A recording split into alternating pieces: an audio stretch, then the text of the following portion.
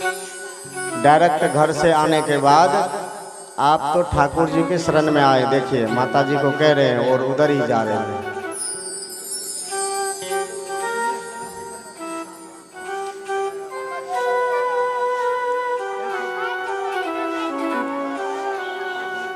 तो आइए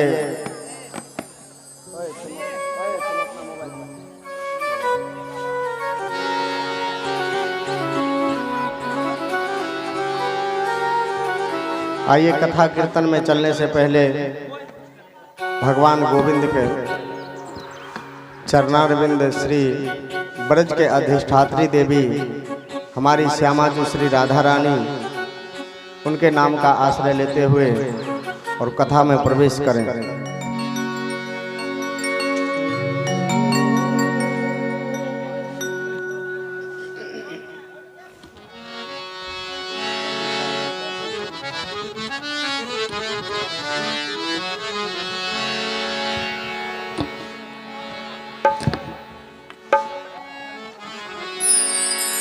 राधे राधे राधे कहने की आदत सी हो गई है। राधे राधे राधे कहने की आदत सी हो गई है। राधे राधे राधे कहने की आदत सी हो गई है। राधे राधे राधे कहने की आदत सी हो गई है। जी के चरणों में रहने की आदत सी हो गई है।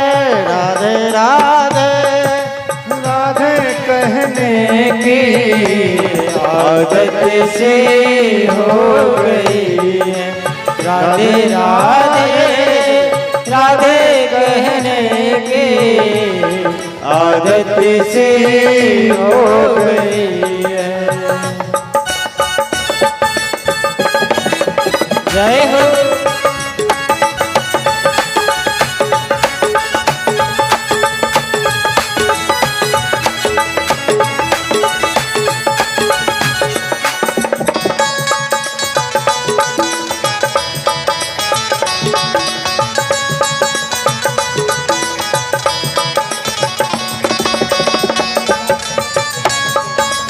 राधे कहने की आदत से हो गई है। राधे राधे राधे कहने की आदत से हो गई है।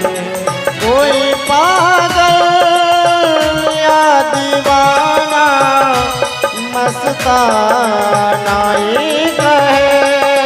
कोई पागल या दीवाना मस्ताना ही कहे। कोई पागल या दीवाना मस्ताना ही कहे।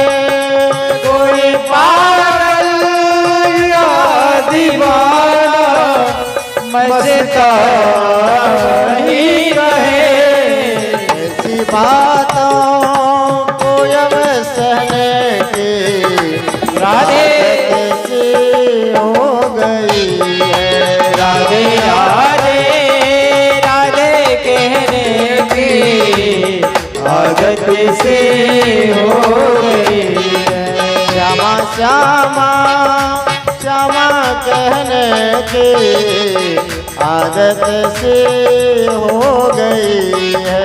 राधे राधे राधे कहने की आदत से हो गई है।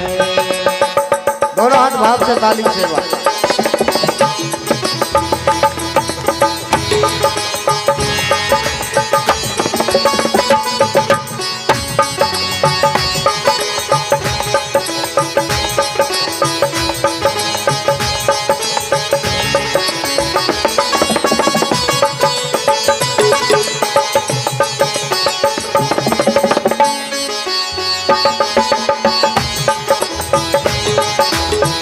गोविंद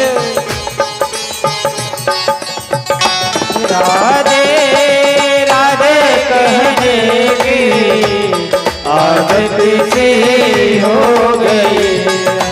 राधे राधे राधे कहने की आदत से हो गई।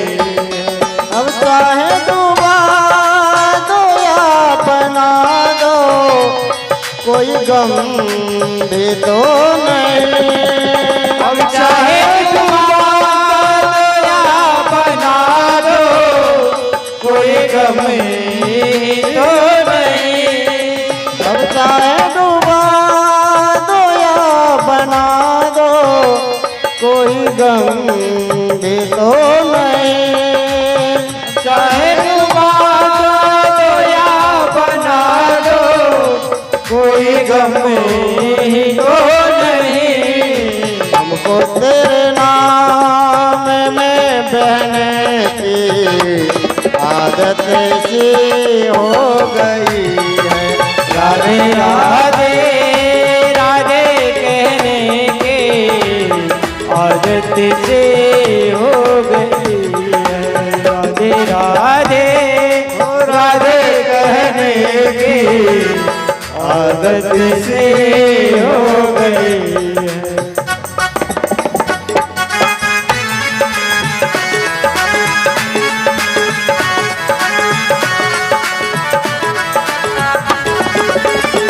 जय हो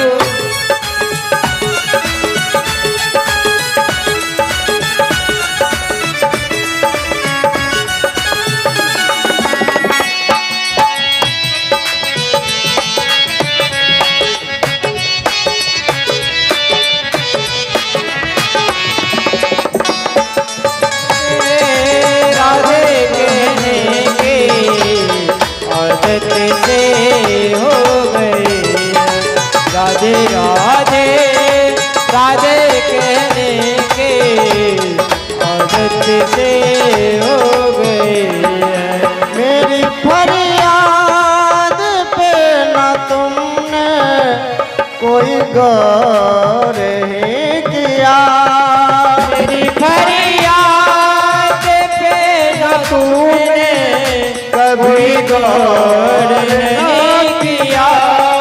मेरी फरियाद पे तुमने कोई गौर ही किया।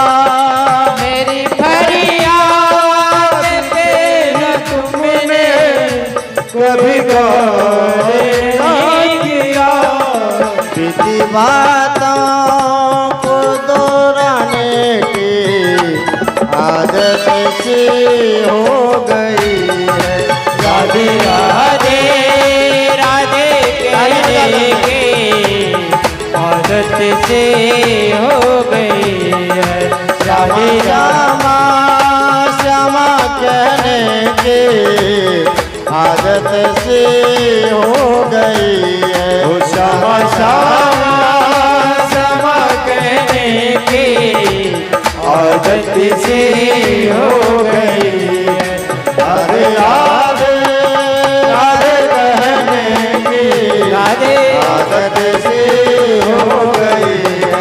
राधे राधे राधे कहने की आदत से हो गई है।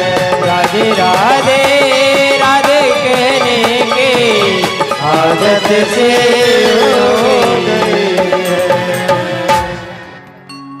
जय जय श्री राधे इसमें थोड़ा आवाज और बढ़ाइए, ऐसे लगते आवाज पी रहा हो।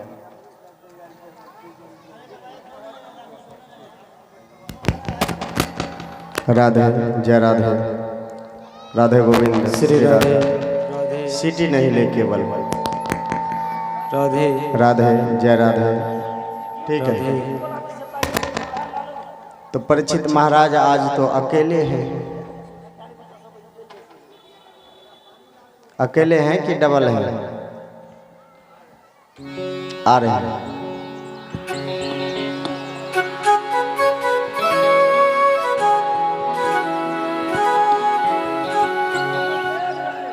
अब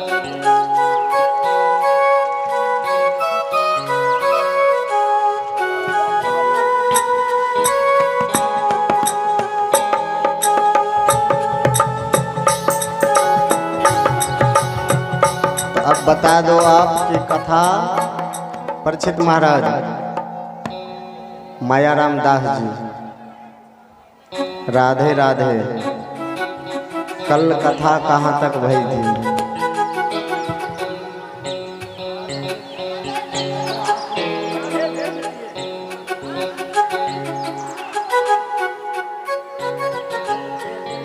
चलिए याद है, एक बार ताली बजा दीजिए। प्रजापते से सुरसयः संप्रतम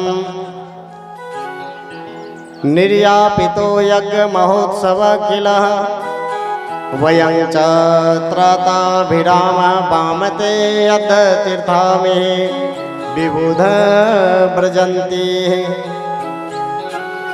सती कभी भोलेनाथ को छोड़ करके जाती हैं, कभी लौट करके आ जाती हैं, कभी जाती हैं, कभी आती हैं।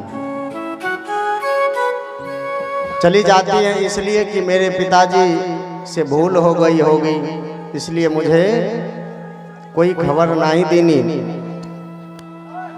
इसलिए चली जाती है। और फिर आगे जाकर के मन में विचार बदल जाता है कि अगर उधर चली गई तो हमारे पतिदेव रुष्ट ना हो जाए, रूठे नहीं, क्योंकि तस्मिने भाग्नियो मम भर्तवी है अश्वः केर ध्रुवंगमस्यति सुहृदतम छक्वः। भोलेनाथ ने फिर आंख खोल करके देखा कि देवी चली गई। भोलेनाथ ने कहा, देवी एक बात सुन करके जाओ। तो क्या? आवत ही हर से नहीं नैनन नहीं स्नेह तुलसी तहाँ न जाइए जहाँ कंचन बरसे में। आपके आने से दिल में खुशी नहीं भई तो फिर उस जगह पे नहीं जाना चाहिए। आवत ही हर्षे नहीं नैनन नहीं स्नेह, नैन में वह प्रेम प्यार दिखे नहीं तो तुलसी तहाँ न जाइए जहाँ कंचन बरसे में। सोने की भी बारिश हो तो उस जगह पे नहीं जाना चाहिए। बोलो प्रेम से जय जय श्री राधे। अंतोगत्वा ये हुआ, भोलेनाथ जान रहे हैं कि भाई होनी है, होनी तो बुलावती है, परंतु होनी को टालने का प्रयास कर रहे हैं। लेकिन भोलेनाथ भी होनी को नहीं टाल पाए। भोलेनाथ जानते हैं कि सती अगर अपने पिताजी के यज्ञ में पहुंच गई तो मैं तो अपना अपमान सह लिया, परंतु ये हमारी अपमान को ये बर्दाश्त नहीं कर पाएगी। भोलेनाथ ने कहा, जैसे सती चली गई, भोलेनाथ ने कहा, होए सो जो राम रचि राखा को करी तर्क बढ़ावहि शाखा।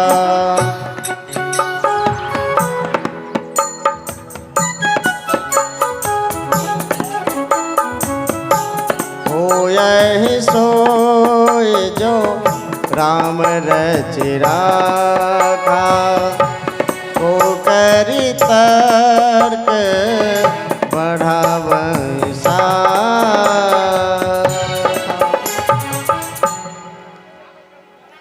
भगवान भोलेनाथ ने कहा, अब जो होनी है वो तो हो की रहेगी। जब माता सती नहीं मानी तो भोलेनाथ ने कहा, जाओ।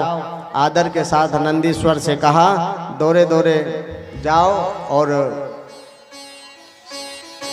सलामत से पहुंचा करके आ जाओ। नंदी महाराज दौड़ करके गए। माताजी, आप हमारे रहते हुए पैदल चल रही हैं, ये अच्छी बात नहीं है, हमारे लिए ये धिक्कार का विषय है, आज्ञा करो माँ, कहाँ चलना है। माता सती बोली, पिताजी कि यहाँ बहुत बड़ा यज्ञ है, उस यज्ञ में जाना है। नंदी के संग भोलेनाथ का सभी गण गए। यज्ञ मंडप में जैसे ही प्रवेश की माता सती ने अपने गणों के साथ मन में विचार करती जा रही है कि अगर मैं वहां चली जाऊं तो हमारे पिताजी कहेंगे बेटी हमें क्षमा करना, मैं तो तुझे भूल गया था। पर बेटी और माता का जो है प्रेम, मैया देखी, किसी ने सती को देख करके हर्षे नहीं, और मैया ने देखी तो तुरंत मैया दौड़ करके आई, अंक में भर लिए। सती मैया को थोड़ा सा दिल में तसल्ली भई। सादर भले ही मिले एक माता, भगनी मिली बहुत मुस्काता। बड़े आदर के साथ भुजा पास में बांध करके देवी परसुती ने माँ पुत्री को हृदय से लगाया तो सती को मन में थोड़ी शांति मिली कि भाई जरूर कोई गड़बड़ी है। परंतु वह कांटा दिल में चुभने लगी कि मुझे पिताजी से अभी मिलना चाहिए। यज्ञ मंडप पर जाकर के देखा तो दक्ष ने पलट करके देखा, परंतु मोहरे फेर लिए, अपने मुख घुमा करके फेर लिए। सोई माता सती समझ गई। अरुद्र भंगान तद्वेव मेक्षः चाध्वरं पित्रा च देव कृत हेलनम विभोः अनादृता यज्ञ सदस्य धीश्वरी चुकोपः लोकानिव धक्षाति रुखाः।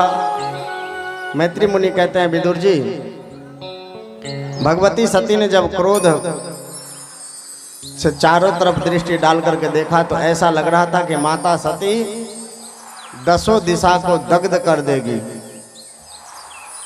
माता सती के नेत्र में अंगारे बरसने लगे।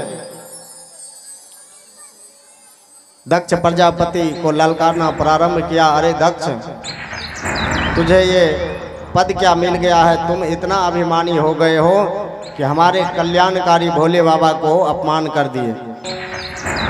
संकल्याणम करोति इति शंकरः।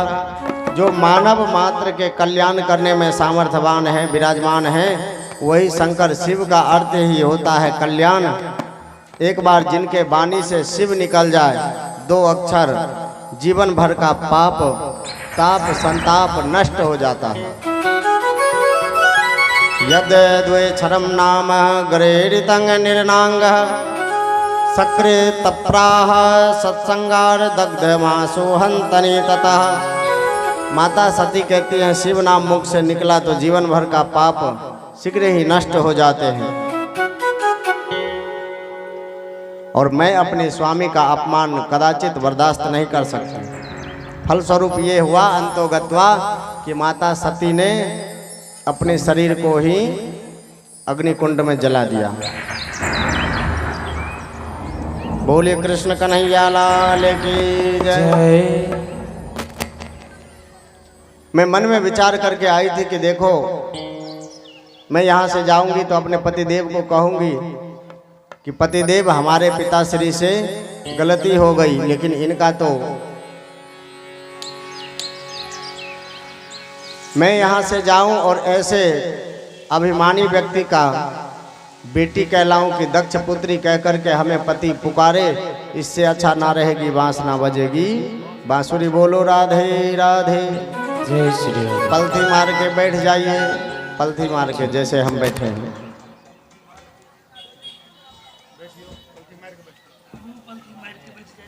प्रज्वलात समाधि नाम जगा अग्नि। माता सती ने उस दिव्या अग्नि में अपने पंच भौतिक शरीर को समाप्त कर दिया, और भूत प्रेत आदि गण सती के साथ आए हुए थे। उन्होंने जब ये दृश्य देखा तो एकदम क्रोधित हो गए, मारो काटो चिल्लाते हुए यज्ञशाला पर टूट पड़े। जैसे ही भूत प्रेत आक्रमण को देखा तो यज्ञाचार्य भृगु जी दिव्य शक्तियों को प्रकट कर दिया। इन शक्तियों से भूत प्रेत को मार पीट करके वहाँ से भगा दिया। इधर नारद जी ने भोलेनाथ को पूरा समाचार विस्तार से सुना दिया। बोलिए कृष्ण कन्हैया लाल की जय। भवो भवान्य निधनं प्रजापतिर सकृतं अवगाम्यम नरदादा। नारद जी ने जब पूरा समाचार सुनाया तो क्रोध में भर करके भोलेनाथ क्रोध में आकर के आज यदि दक्ष बच रहा था तो केवल सती के नाते। सती वियोग जरे सब गाता, सती वियोग जरे सब गाता, सती वियोग जरे सब गाता, सती वियोग जरे सब गाता। सती के वियोग में भोलेनाथ ने जटा उखाड़ करके पटक दी। देखते देखते भगवान भोलेनाथ की जटा में बड़ा विकराल महापुरुष प्रकट हो गए। कराल दृष्टो जलदा अग्निर्मूर्धजः कपाल माले विबुध धोतयातुधः।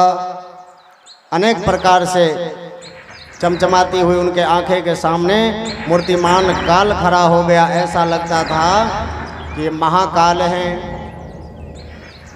और उस जटा से हाथ जोड़ करके कृत्या पैदा हो गई। उस कृत्या का स्वरूप भोलेनाथ के जैसे है और उसका नाम पड़ा वीरभद्र। बोलिए वीरभद्र भगवान की जय। भो वीरभद्रं ते वीरभद्रम कल्याणम करोति ददाति। वीरभद्र को कहा कि जाओ दक्षम यज्ञ जाहि। दक्ष ने यज्ञ रचाए, उस यज्ञ में जाओ और यज्ञ को विध्वंस कर दो, दक्ष को सहित समाप्त कर दो।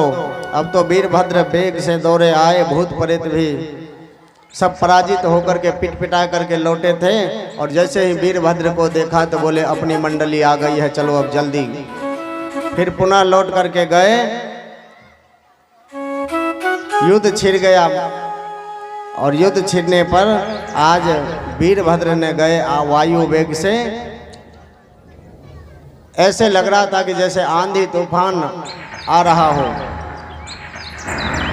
वीरभद्र जाकर के और मारा त्रिशूल, दक्ष का सिर धड़ से अलग कर दिया। माता सती को सबको लेकर के वीरभद्र भगवान शंकर रूपी आकाश मंडल में वियोग से लहराते हुए भगवान नारायण प्रकट हो गए अपने सुदर्शन चक्र से। और आज भृगुवांधन मानिमा वीरभद्रम प्रजापति चंडीश्वर भूषणं देव भवं नंदीश्वर गृहीतः। भृगु मुनि को दाढ़ी उखाड़ करके बैठाल दिए और एक दूसरे में घोर युद्ध छिड़ गया। दक्ष को सिर काट दिए, बकरे का मोह लगाया देवता सब आकर के। इस तरह से भोलेनाथ मुस्कुरा पड़े, बोले अब इतने टुकड़े करो। नारायण भगवान ने सुदर्शन चक्र को आदेश दिया कि सती के सबको इतने टुकड़े करो तीव्र गति से कि भोलेनाथ को पता नहीं चले, नहीं तो महाप्रलय आ जाएगा। बोलिए भक्तवत्सल भगवान की जय। एक ते रुद्र भागो अवस्तु यदुतिष्ठतो ध्वजराजस्य हवे यज्ञस्ते रुद्र भागेन कल्पता मध्य यज्ञ हननः। इस तरह से यज्ञ को विध्वंस कर दिए भोलेनाथ ने। और वहां से बकरे का मुख लगा। वह बकरे को काशी नगरी में जाकर के अपने पाप को अवगाहन करना पड़ा। तो आज भी भोलेनाथ का एक नाम पड़ा बम। इसीलिए बम भोले बम भोले बम बम बम बम भोले बम भोले बम बम बम बम भोले बम भोले बम बम बम बम भोले बम भोले बम बम बम बम भोले बम भोले बम बम बम बम भोले बम भोले बम बम बम बम भोले बम भोले बम बम बम बम भोले बम भोले बम बम बम। भाव से ताली बजा करके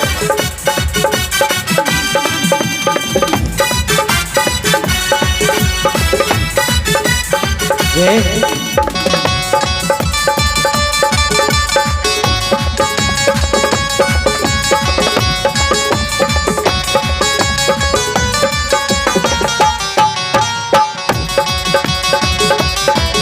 भोलेनाथ। बम भोले बम भोले बम बम बम बम भोले बम भोले बम बम बम भोले बम भोले बम बम बम बम भोले बम भोले बम बम बम। यही वो तंत्र है, यही वो मंत्र है।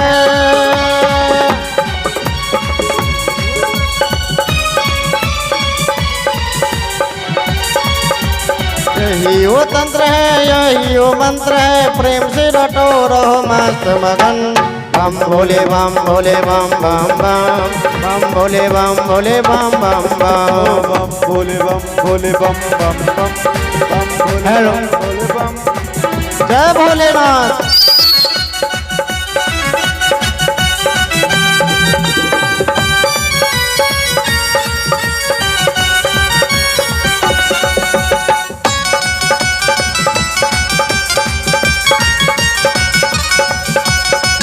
भोले बम भोले बम बम बम बम भोले बम भोले बम बम बम। कलातीत कल्याण कल्पांतकारी सदा संतनानंद दाता पुरारी हदाता पुरारी हदाता पुरारी। दाता से माता से मोह पहाड़ी प्रसिद्ध प्रसिद्ध प्रभु मंत्र मारे प्रभु मंदे मारी प्रभु मंदे मारी। शिव का नाम हो सुबह शाम हो।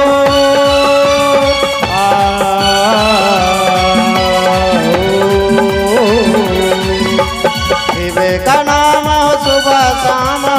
प्रेम से रटो रहो मस्त बम भोले बम भोले बम बम बम बम भोले बम भोले बम बम बम भोले बम जय भोले बाबा। बम भोले बम भोले बम बम बम भोले बम भोले बम बम बम भोले बम भोले बम बम बम। जय भोले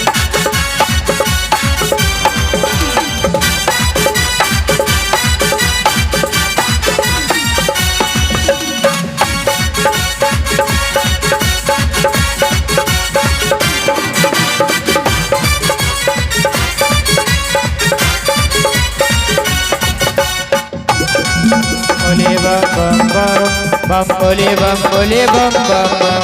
जोगी भोले बम भोले बम बम।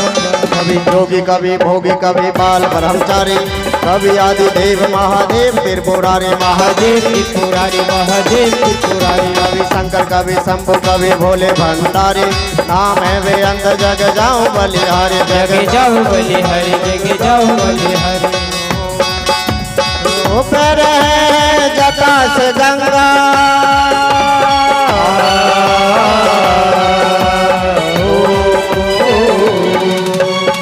ऊपर है जटा से गंगा। नाम इनके त्रिवेणी दरभंगा। मस्ती में झूम रहे मस्त मगन। बम भोले बम भोले बम बम बम बम भोले बम भोले बम बम बम बम भोले बम भोले बम बम। ताली बजा के जोर से बम भोले बम भोले बम बम बम।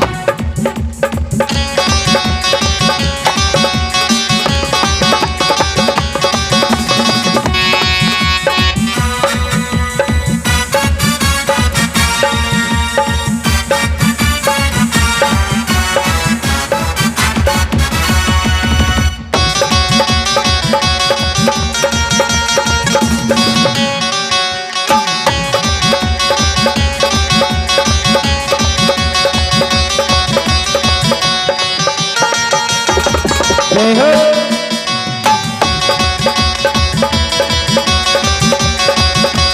बम भोले बम भोले बम बम बम बम भोले बम भोले बम बम बम। बम भोले बम भोले बम बम बम बम भोले बम भोले बम बम बम। ओ दक्ष प्रजापति जब होकारा मार त्रिशूल से शीश उतारा। माफी मांगी होश में आयो बकरे का जब शीश लगायो। बकरी का जब शेष लगायो बकरी का जब शेष लगायो। बकरे ने मुख से जो बोले बम बम आशुतोष भोले बाबा भाई प्रसन्न। बम भोले बम भोले बम बम बम बम भोले बम भोले बम बम बम बम भोले बम भोले बम बम बम जय भोलेनाथ। भोले बम भोले बम बम बम बम भोले बम भोले बम बम बम बम भोले बम भोले बम बम बम बम भोले बम भोले बम बम बम बम भोले बम भोले बम बम बम बम भोले बम भोले बम बम बम बम भोले बम भोले बम बम बम बम भोले बम भोले बम बम बम भोले बम भोले बम बम हर हर महादेव शिव शंभो। इसलिए भगवान भोलेनाथ संहार के देव भी हैं, उनका स्वरूप सांवला होनी चाहिए और भगवान नारायण पालनहार हैं। सत्य प्रधान होने के नाते भगवान नारायण का स्वरूप गौरांग होना चाहिए, परंतु बिल्कुल एक दूसरे के विपरीत हैं। शिव जी कर्पूर के तरह गोड़े हैं, कर्पूर गौरम करुणावतारम संसार सारम भुजगेंद्रहारम सदा वसंतम हृदयारविंदे भवम भवानी सहितम नमामि। परंतु जब भगवान नारायण पर दृष्टि डाले तो नील सरोरु नीलमणि नील नीलधर श्याम लाजय तन शोभा निरखे कोटि कोटि सदकाम। जिन्हें गोरा होना चाहिए वो सांवले हैं, जिन्हें सांवले होना चाहिए वे गोरे हैं। इसलिए ये उल्टा हो गया कि शिव का ध्यान करते करते श्यामलता थी वह नारायण में समा गई, और नारायण का सतत ध्यान करते करते नारायण गौरांग रूप था वह शिव जी में समा गए। इसलिए शिव के समान कर्पूर वर्ण हो गए, नारायण सांवले हो गए। विवाह के बाद कन्या का पति परमेश्वर माना जाता है, पर पति परमेश्वर का अर्थ होना चाहिए कि सास ससुर देवर जेठ आदि सबको आंख दिखाने लगे। हमें तो केवल पतिदेव से मतलब है और कोई किसी से कोई मतलब नहीं, तब तो फिर मामला बिगड़ जाएगा। बोलो राधे राधे। जय श्री जोर से बोल दो जय श्री राधे। राधे राधे। सबका सम्मान करना चाहिए, उसी प्रकार से इष्ट का भी सम्मान होता है। एक इष्ट में हमारा आत्मनिवेदन है और समर्पण होना चाहिए, पर सम्मान सभी को देना चाहिए। यही बात भगवान सभी को समझाए। मैत्री मुनि कहते हैं विदुर जी यही कारण था कि माता सती ने देह त्याग करके अगले जन्म में हिमालय की पुत्री के रूप में प्रकट होकर के आई, पुनः घोर तपस्या की तो भोले बाबा को फिर प्रसन्न कर लिया। धूमधाम से बारात लेकर के आए भोले बाबा और उन्हीं सती को फिर पार्वती के रूप में पुनः प्राप्त किया।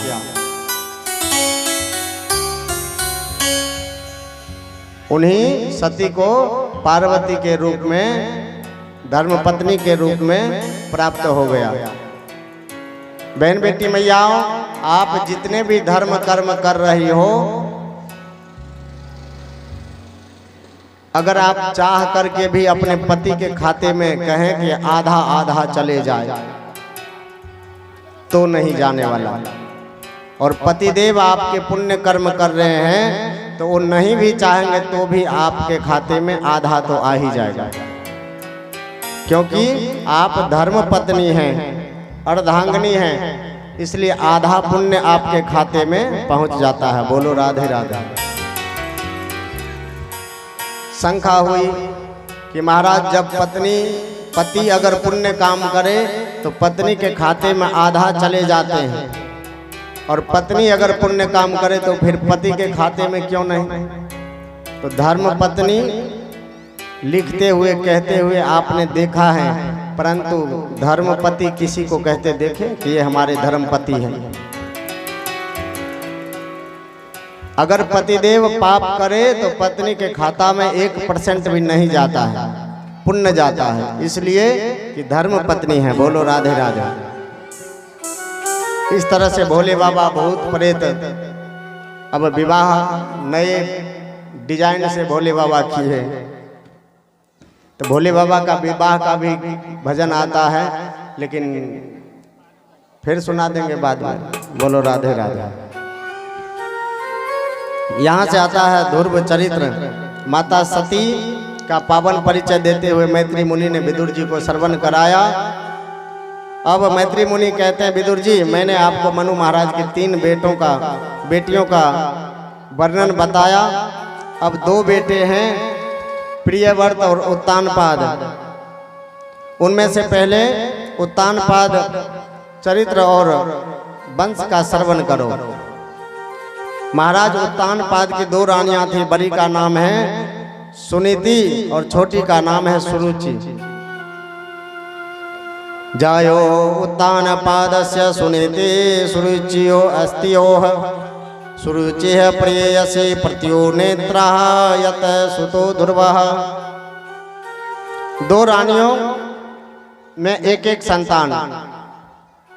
बड़ी रानी सुनीति का बेटा है ध्रुव और सुरुचि का बेटा है उत्तम। विचार से हम देखें तो उत्तानपाद कोई और नहीं, हम लोग हैं।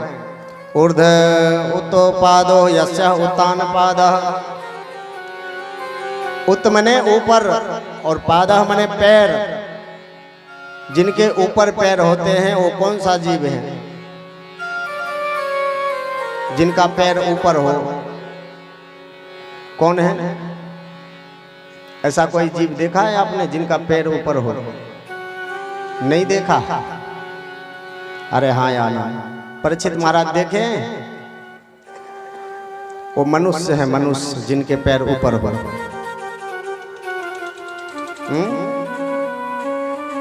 हंसने का विषय नहीं है। हम लोग और आप लोगों का पैर ऊपर था, है? नहीं था?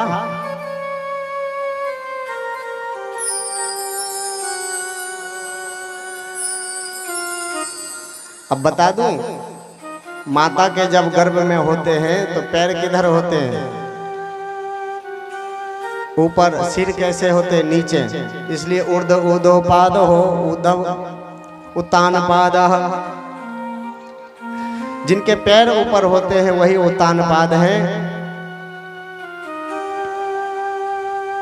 तब उत्तानपाद बन करके, इसलिए उत्तानपाद हमारी 2 रानियां हैं। बुद्धि और बुद्धि है सुरुचि, सुरुचि है मनमानी। सुनीति है बुद्धि, सुरुचि है मनमानी। सुनीति कहती है ऋषियों शास्त्रों ने आज्ञा की, ऐसा प्रारब्ध अनुसार करो, आचरण करो। परंतु बुद्धिमानी वही कहते हैं कि शास्त्र पुराने पड़ गए, अब शास्त्रों पे चलना बहुत कठिन हो गए, इसलिए जो अच्छा लगे वैसा करो। उत्तानपाद ने सुनीति को निकाल करके सुरुचि की दास्ता स्वीकार कर ली। आज हम वही कर रहे हैं। शास्त्रों में चाहे कितने श्रद्धा रहे, पर अनंत जगत व्यवहार में शास्त्रों को किनारे धर देते हैं। हम धर्म शास्त्र तो सुन रहे हैं, पढ़ रहे हैं, परंतु उन पर आचरण करना ये बड़ा कठिन होता है, क्योंकि अपने अपने आदत से लाचार हैं। वो जगा दीजिए मैया, बैठ, पलथी मार के बैठो, ऐसे ऐसे ऐसे पलथी मार के, चौपड़ी मार के। सुनीति ने कहा उत्तानपाद का कल्याण अगर चाहते हो तो सुनीति पुत्र ध्रुव के द्वारा हुआ। सुनीति माँ के गर्भ से बेमानो तो लाख होते हैं संतान, परंतु माता को माता नहीं होते हैं। ध्रुव तत्व को प्राप्ति करेंगे। ध्रुव जी की कथा श्रवण करने से तुम्हें अमर प्रदान कर देगा। पर चमक रहा है आज भी, बेईमान तो लाखों हैं, उनमें बेईमानी करके उसी पंक्ति में अगर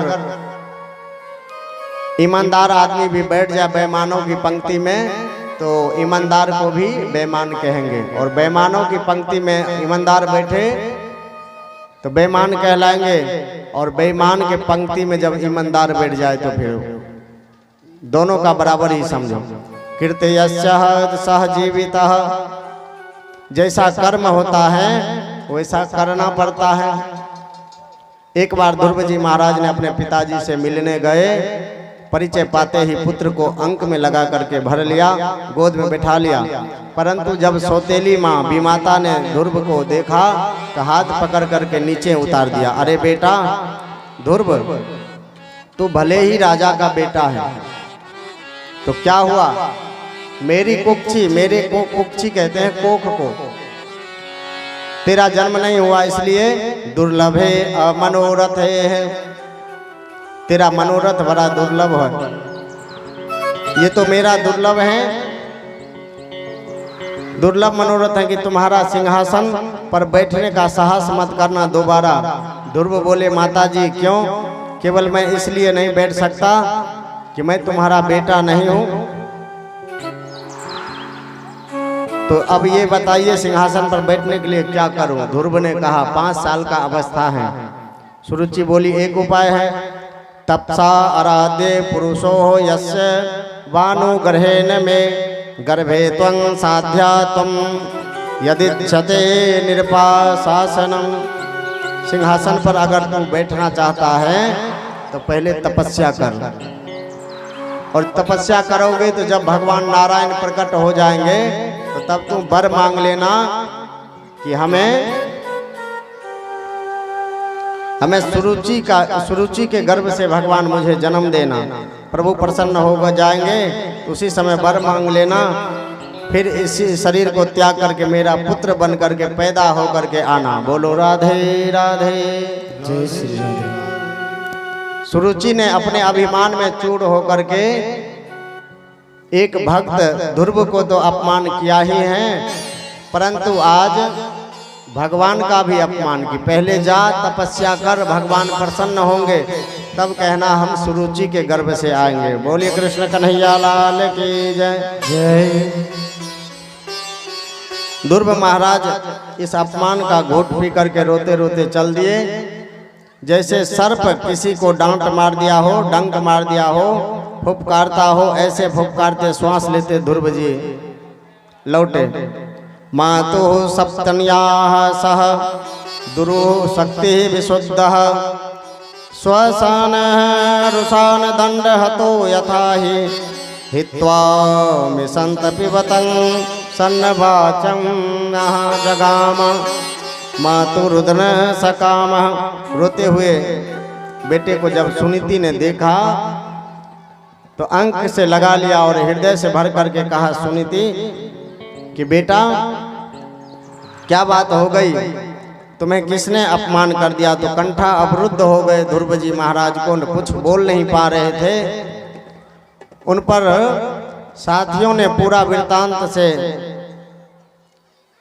अक्षरश सुना दिया। बालकों का हृदय एकदम निष्कपट होता है, जैसा सुना दिया। मैत्री मुनि कहते हैं विदुर जी, जैसे खिलती हुई लता आग में, आग की ज्वाला में सुलझ जाती है, ऐसे ही सुनीति माँ खिला हुआ मुस्कुराता हुआ कमल मुख इस बात को सुन करके सुलझ गया। शोका दवा अग्नि दाव तेल बलाह। इतना सुनकर हृदय शोक के सागर की आग में जल उठा, परंतु अपनी वाणी से एक शब्द सुरुचि के विरोध में नहीं बोला। उल्टे सुरुचि के वचन अनुमोदन करने लगी। बेटा ध्रुव, माँ के प्रति ऐसी भावना मत मन में लाना, क्योंकि माँ तो माँ है। अरे सौतेली माँ ही सही, अपनी माँ से कहीं ज्यादा मानते हैं। माँ मंगलम तातः परेशो मस्ताः भुक्तेन जनो यत पुरखद अस्तताः। अरे बेटा, वो तेरी बीमाता है। बीमाता कहते हैं सौतेली मैया को। माँ का अधिकार होता है बच्चों के ऊपर, इसलिए नाराज मत होना। सत्यं सुरुच्याम विहतं भवान ये दुर्गया उदरे गृहीतः तपसा आराध्य पुरुषं। ध्रुव जी महाराज बोले मैया, रोते रोते चल दिए कि अब तो हमें भगवान से मिलना है, क्योंकि तपस्या करना है, क्योंकि हमारा अपमान हो गया, मैं टिकने वाला नहीं। अब बताइए 5 साल का बालक कहे कि हमारा अपमान हो गया। 5 साल के बालक को तो निष्कपट भाव होता है।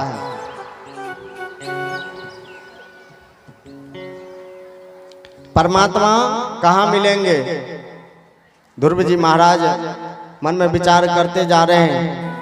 उस परमपिता परमात्मा का परिचय सौतेली माँ ने कराया, बेटा चूकना मत। ध्रुव अवाक रह गए। अब आपको अनुमोदन कर रही हूँ। यदि उसने परमपिता का परिचय दिया तो परमात्मा कौन है, कैसे उनसे भेंट होगी? सुनीति माँ ने देखा, समझाया, बेटा उन परमपिता परमात्मा की कृपा से तुम पदवी तक जरूर पहुँचोगे। तू भी उनकी आराधना कर। वह किसी जगह नहीं रहते बल्कि कण कण में सर्वत्र समान रूप से व्याप्त है।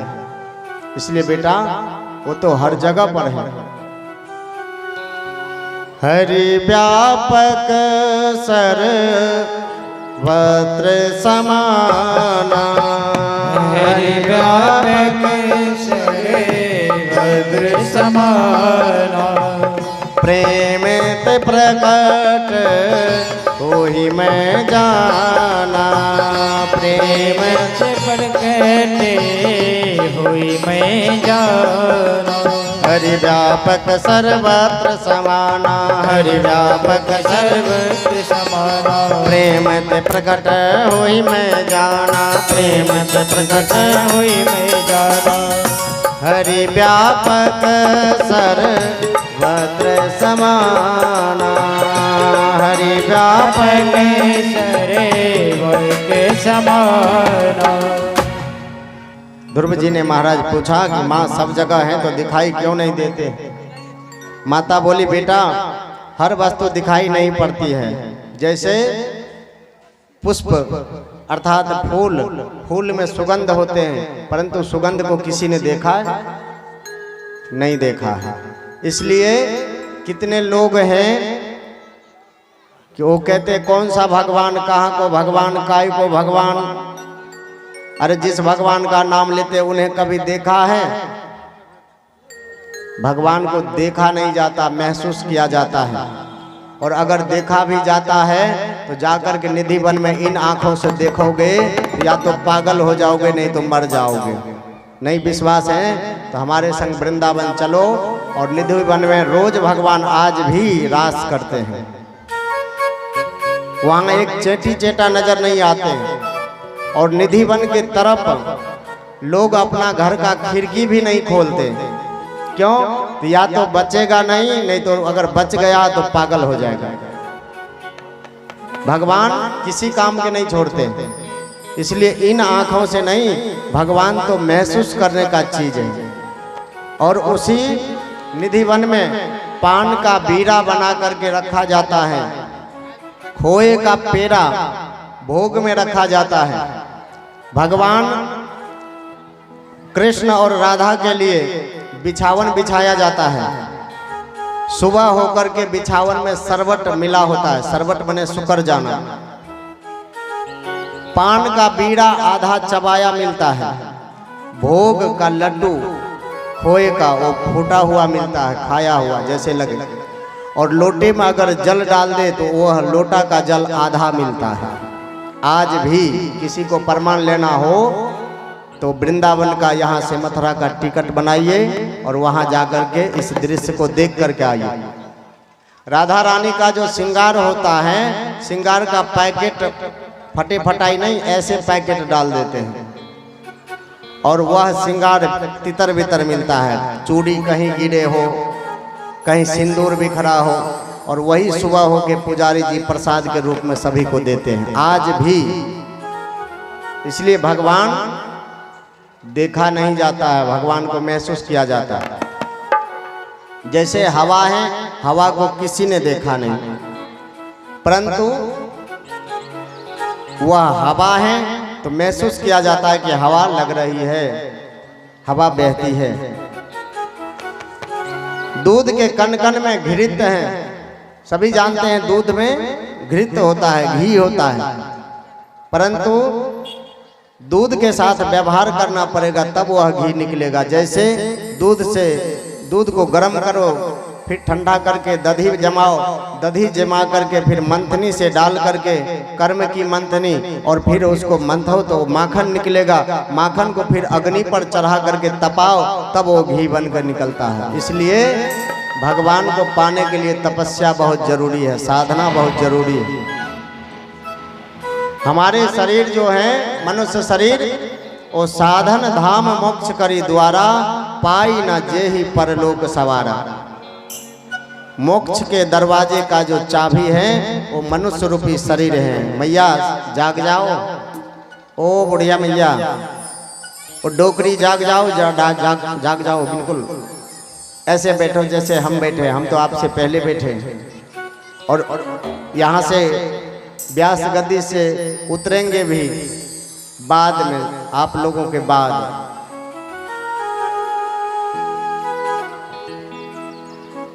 बोलिए भक्तवत्सल भगवान की जय। इसलिए ईशावास्यमिदं सर्वह्य यात किंच्य जज्ञाम जगतः। उनकी उपासना करो, साधना करो। चाबी तो मनुष्य रूपी शरीर मिल गया है, परंतु मालूम नहीं किधर घुमाना। इधर घुमाए तो लॉक हो जाए, इधर घुमाए तो खुल जाए, ये मालूम नहीं। इसलिए मनुष्य रूपी चाबी से ही मोक्ष का दरवाजा खुलता है।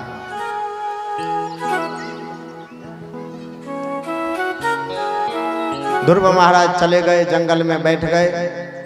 जाने में मार्ग में नारद जी मिले। नारद जी ने 12 मंत्र बताए, माला दे दिए। बोले बेटा, नारद जी मन में विचार किया, थोड़ा ठोक पीट करके देख लूं कि पक्का है कि कच्चा है, क्योंकि आजकल जल्दी बैराग का भूत चढ़ जाता है। अरे कुछ नहीं, हम तो थोड़ा सा घर में झगड़ा हो जाए तुरंत कहे हम तो बाबा जी बन जाएंगे। अरे भैया, बाबा जी बनना बहुत बुरी बात है, इसलिए बनो मत। क्यों? एक मछली तालाब को गंदा कर देती है, तो क्या सारे मछली? नहीं नहीं, सारे गंदा नहीं करते। इसलिए बाबा जी बनना, घर में हुई खटपट की चल बाबा के मठ पर। खटपटी में झटपटी मत करना, नहीं तो अटपटी हो जाएगी। बोलो राधे राधे। हैं? ध्रुव जी महाराज ने कहा कि अभी तो चिंगारी भई है, आग लगी नहीं, इसलिए थोड़ी लगा करके देखो। नारद जी 12 मंत्र फूंक दिए कान में। ध्रुव जी महाराज घनघोर वन में जाकर के चारों तरफ देखा, परमात्मा को ढूंढने लगे। जब कोई सच्ची लगन के साथ निकलता है तो परमात्मा उस पथ पर प्रशस्त करने के लिए स्वतः दर्शन देने के लिए आते हैं। संतों का ढूंढना तो दर्शन प्राप्त होता है। हरि कृपा जब होती है तब संत सहजता में प्राप्त हो जाते हैं। संतों का दर्शन भी बड़ा दुर्लभ होता है। जब तक परमात्मा का कृपा नहीं होते हैं तब तक संतों का दर्शन नहीं होता है।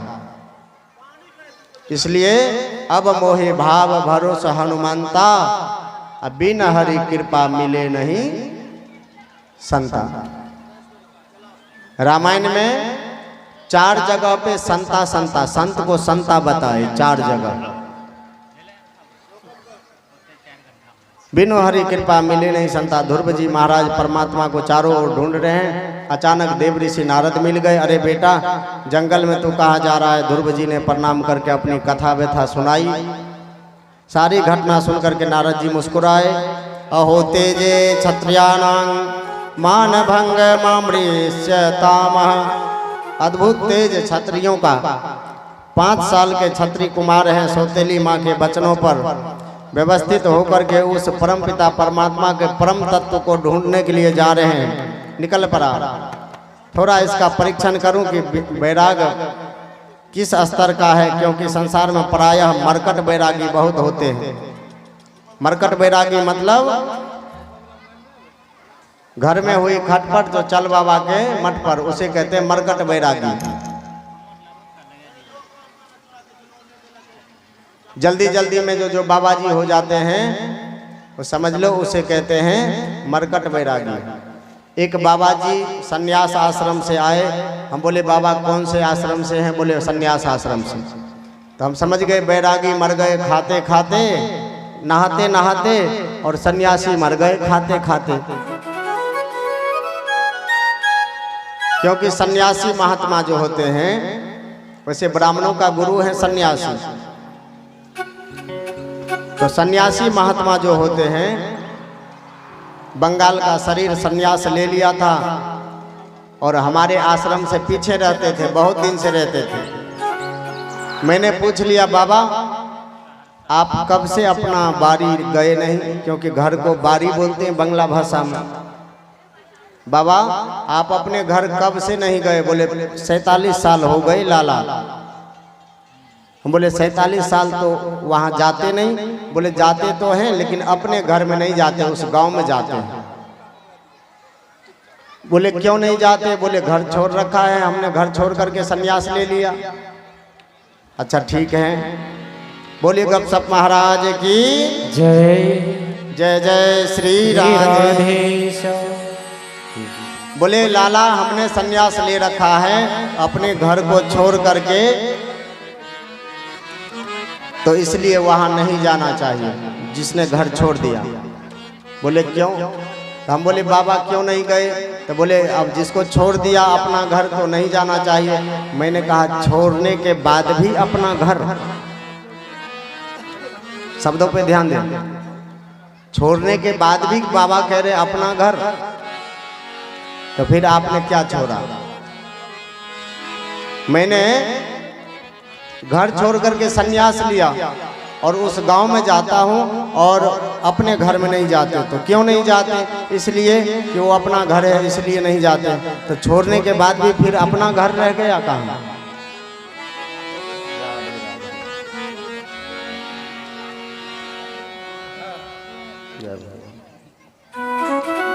बोलिए भक्तवत्सल भगवान की जय।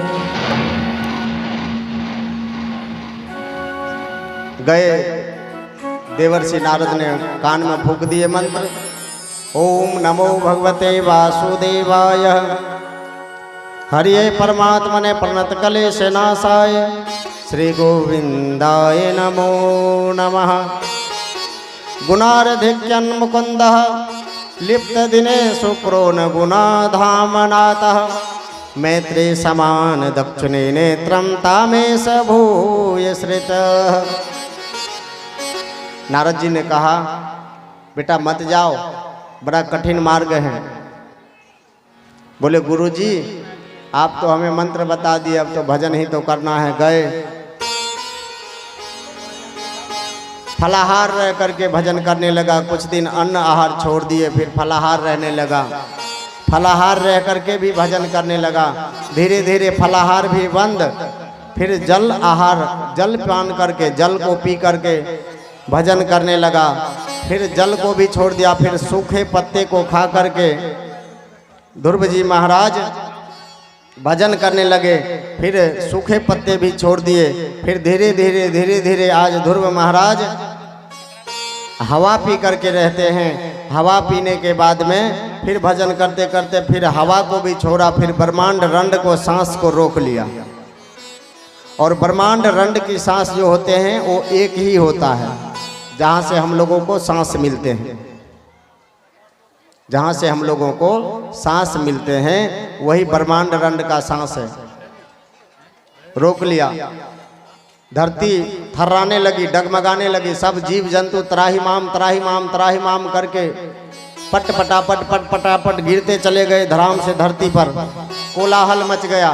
भगवान 4 भुजा धारण करके, पीत पीताम्बर पहने हुए, शंख पद्म गदा चक्र लिए हुए, घुंघराले बाल, मोर मुकुट धारण किए हुए भगवान प्रकट हो गए। मेघ वर्ण का भगवान लग रहे हैं। दिव्य कांति को जब ध्रुव महाराज ने दर्शन किया, आहा धन्य हो गया।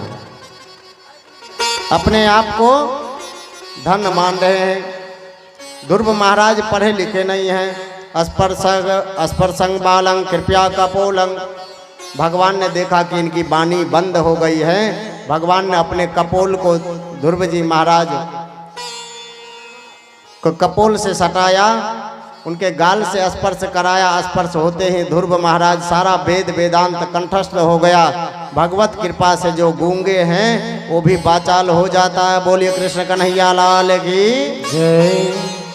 मुखम करोति वाचालं पंगो लभ्यते गिरिरम यत कृपा तमहं वंदे परमानंदम माधवम।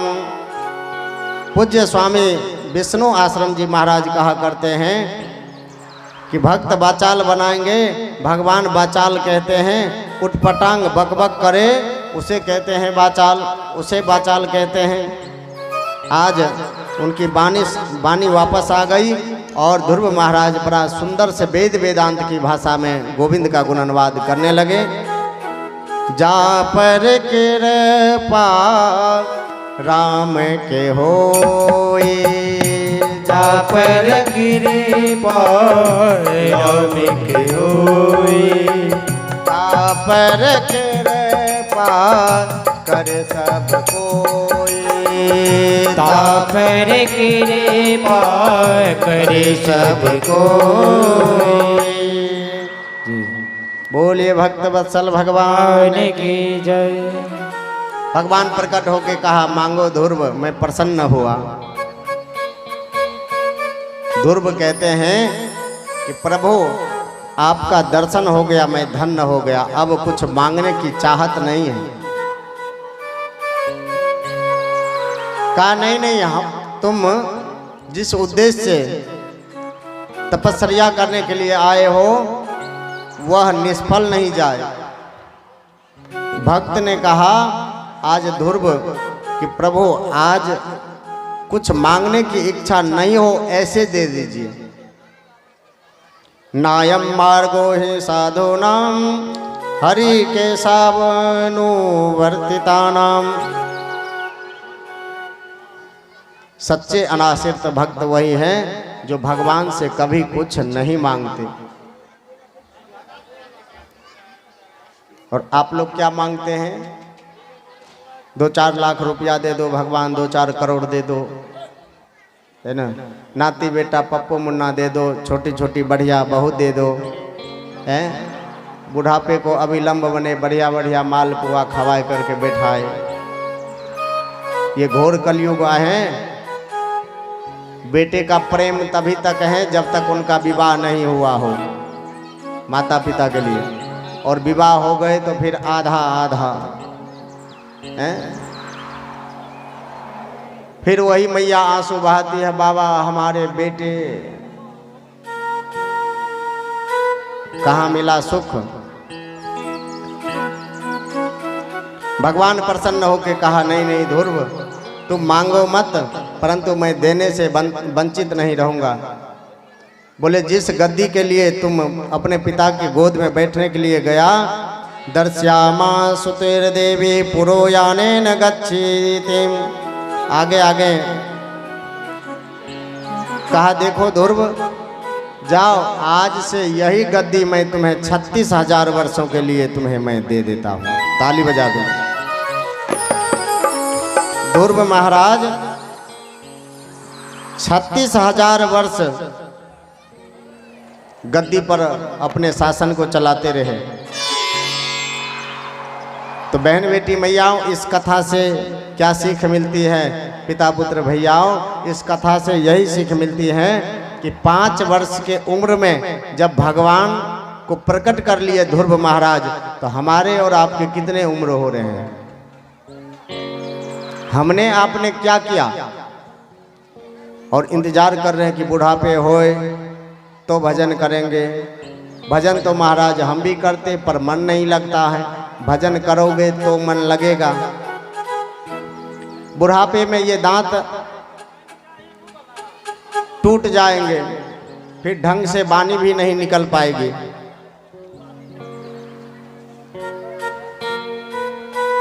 दांत नहीं थे तो दूध दिए हैं,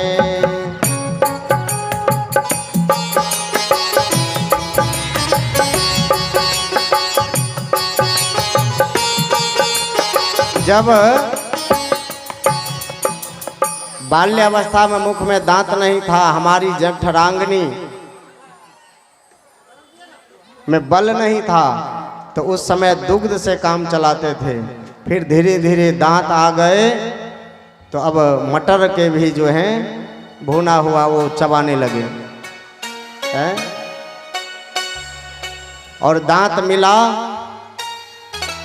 कि वाणी शुद्ध निकालने के लिए तो मुंह में गुटका लगे हुए हैं। गुटका जो है 12,000 रुपये किलो है।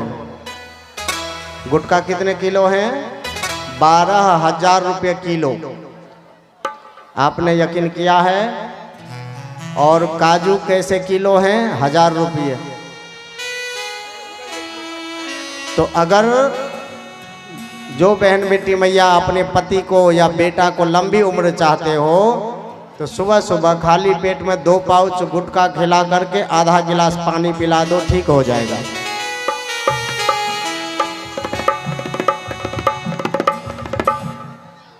है?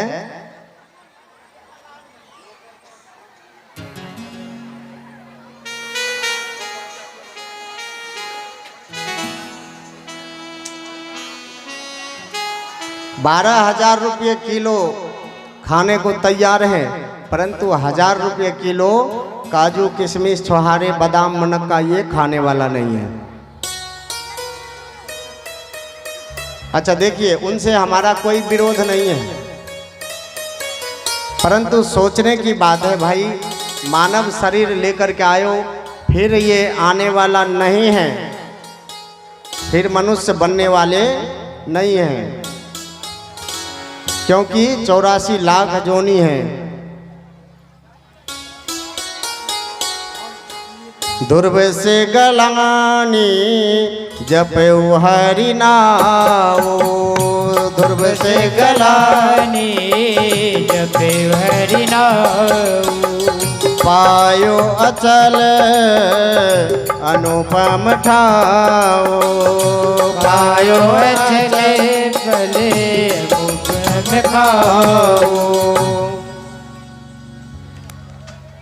नारद जी जैसे सदगुरु का आश्रय लेकर ध्रुव जी महाराज ने परम गति को प्राप्त हुए। 36,000 वर्ष राज सिंहासन पर रहे और आज भी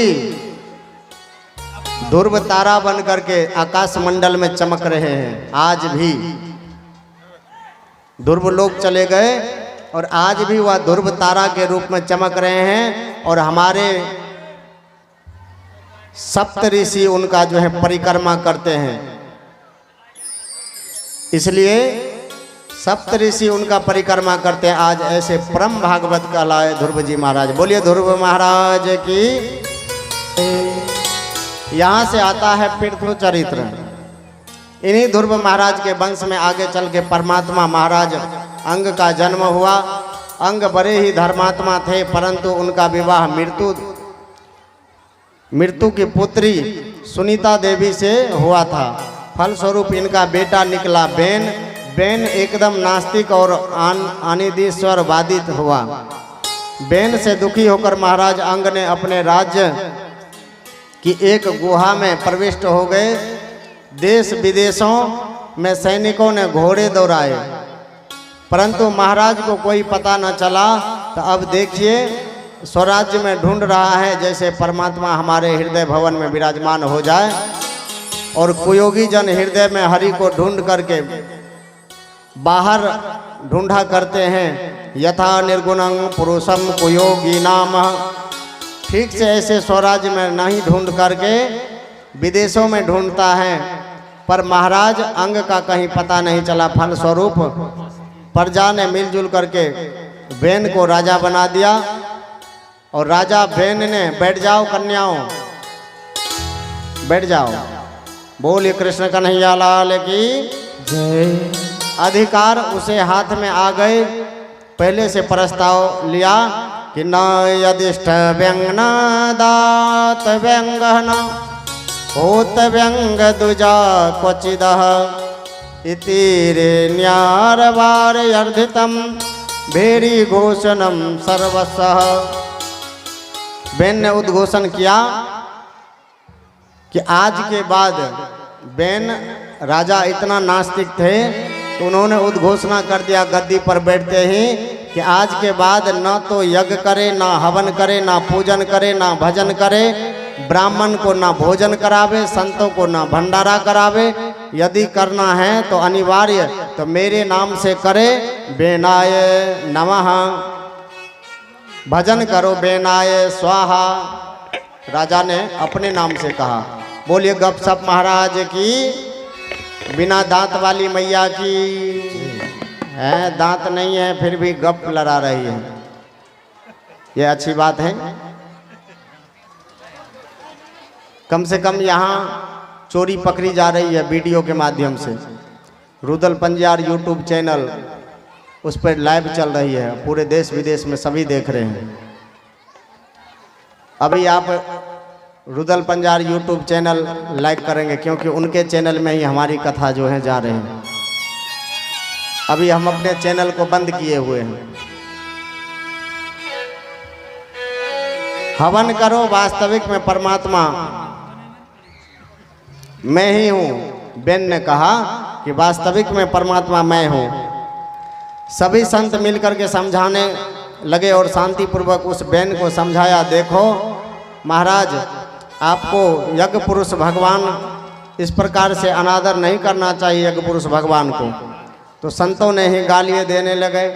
बलि सावत यूयं वा धर्मो धर्म मानिना ये वृत्तांतम पति हित्वा जारंग पति मुपासते। बेन ने बोला तुम लोग अधर्म को मान रखा है इसलिए तुम्हारी मूर्खता है। ये महात्माओं, तुमने उस भगवान को कभी देखा नहीं, ना जिसकी शकल देखी ना सूरत देखी। और आज भी कई कई मिल जाते हैं। अरे कोई भगवान नहीं है, जिनकी हम शकल नहीं देखे, जिनकी सूरत नहीं देखे, उनकी पूजा क्यों करें। वो है ना कबीर मत में है 12.5 ठो बन गए ना, 1 से 4, 4 से 12.5 और 12.5 में एक आता है बचन बंसी। बचन बंसी का काम है, हम खुला किताब में बता देते हैं ना, खुली बता देते हैं। उनका काम है कटोरी में जल लिया, मुंह में उंगली दिया और उसको उस कटोरी के जल में मिलाया, चरण धो करके दे दिया। जितना भी आप भोजन बनाए उसमें मिला दो, हम आपके गुरु जी हैं। उनको कहते हैं बचन बंसी। इसलिए भैया सावधान, आप हैं जमींदार और हम हैं चौकीदार। इसलिए चौकीदार खबरदार करते हैं जिम्मेदार को कि भैया बहरूपिया बहुत डोल रहे हैं संसार में, या मारे बहरूपिये से सावधान है जाओ। क्योंकि बाबा जी बनवे वाले तो बहुत हैं परंतु कर्म वाले कोई नहीं हैं। एक बुढ़िया पूछी बाबा से, बाबा तुम्हारी दाढ़ी मूछ अच्छी कि हमारे कुतिया की पूछ। हालांकि हमको दाढ़ी मूछ नहीं है। पूछती रही। अंत समय में आया, बाबा कभी जवाब नहीं दिए। बुढ़िया भजन कर, भजन भगवान को भजन कर। आकर के बुढ़िया चरण में प्रणाम करके और चली जाती थी। फिर पूछती थी, ओ मैया सुन लो, कम से कम काम आवेंगे। बाबा तुम्हारे दाढ़ी मूछ अच्छी कि हमारे कुतिया की पूछ। जब बाबा अपने शरीर को त्यागने वाले हुए, ओ मैया को इधर, हाँ देखो वो बुढ़िया मैया उधर घुमाइयो भैया, वो वीडियो घुमाए दो उधर, सुन ले करो कम से कम। बाबा प्राण त्यागने वाले थे। बुढ़िया मैया छाती पीटती आई, बाबा तुम अभी जाने वाले नहीं हो, तुम अभी जाने, पहले हमारे प्रश्नों का उत्तर दो। बोले बोल। बोले तुम्हारी दाढ़ी मूछ अच्छी कि हमारी कुतिया की पूछ। बाबा ने ऐसे घुमाए। बोले बुढ़िया तुम्हारे दाढ़ी मूछ, हमारे दाढ़ी मूछ से, तुम्हारे कुतिया के पूछ से हमारी दाढ़ी मूछ 100 गुना अच्छी है। बोले बाबा मैं जानती थी परंतु पहले क्यों नहीं बताए। बोले पहले बताते तो मेरे मस्तिष्क पर अभिमान आ जाता, मैं जीत नहीं पाता, मैं हार जाता। इसलिए मैं अब जीत करके जा रहा हूँ कि मैं, हमारी दाढ़ी मूछ अच्छी है। बोलो राधे राधे, जय श्री राधे। इसलिए बहन बेटी मैयाओं, ना बुढ़िया की कथा, ना महात्माओं की कथा, ना दाढ़ी मूछ की कथा, ये कथा आपकी और हमारी है। तो ये दाढ़ी मूछ क्या है? तो कर्म रूपी दाढ़ी मूछ है कि कर्म अपना बढ़िया करो।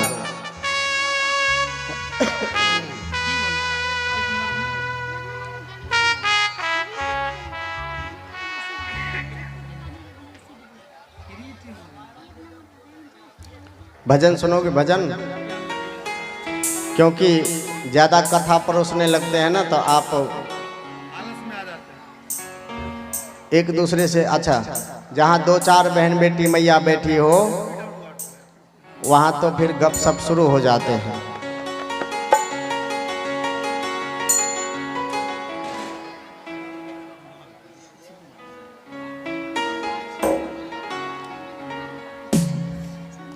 लगन तुमसे लगा बैठे, जो होगा देखा जाएगा।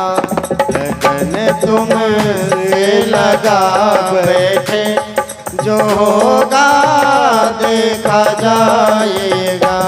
लगन तुम्हें से लगा बैठे, जो होगा देखा जाएगा। तुम्हें अपना बना बैठे, जो होगा देखा जाएगा।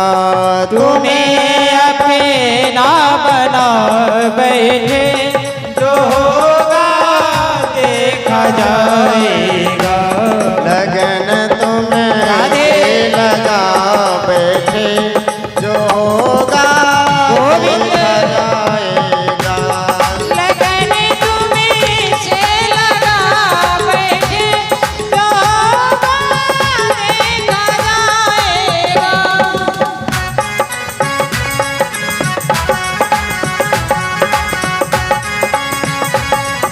ताली बजा करके, ताली बजाओ दोनों हाथ।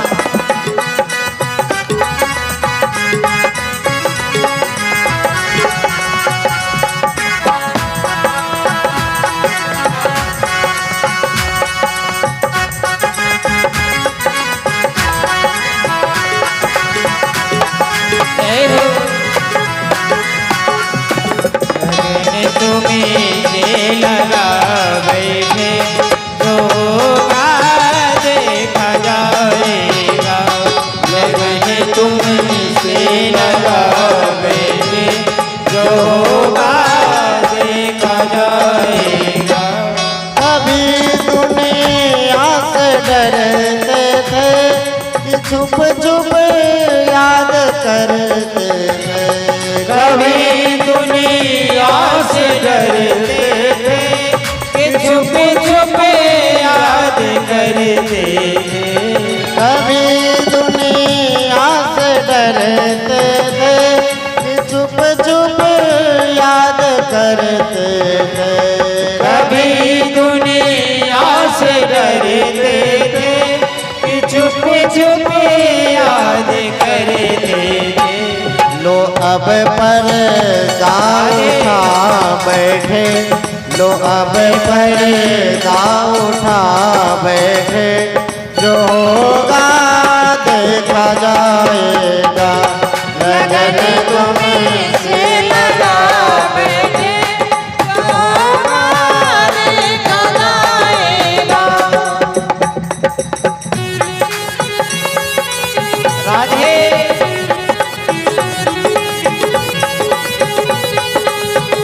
राधे बोलो।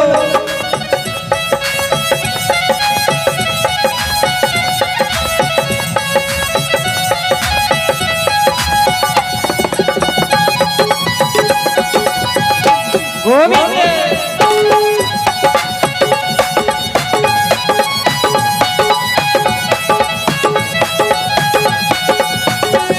लगन तुम्हें से लगा बैठे, जो होगा देखा जाएगा। कभी डर था कि ये दुनिया हमें बदनाम कर देगी। कभी डरे था कि ये दुनिया हमें बदनाम कर देगी। कभी डर था कि ये दुनिया हमें बदनाम कर देगी। कभी डरे ताकि ये दुनिया हमें बदनाम कर देगी। शर्म अब बेच खा बैठे, शर्म अब बेच खा बैठे, जो होगा देखा जाएगा। ताली बजा करके भाव से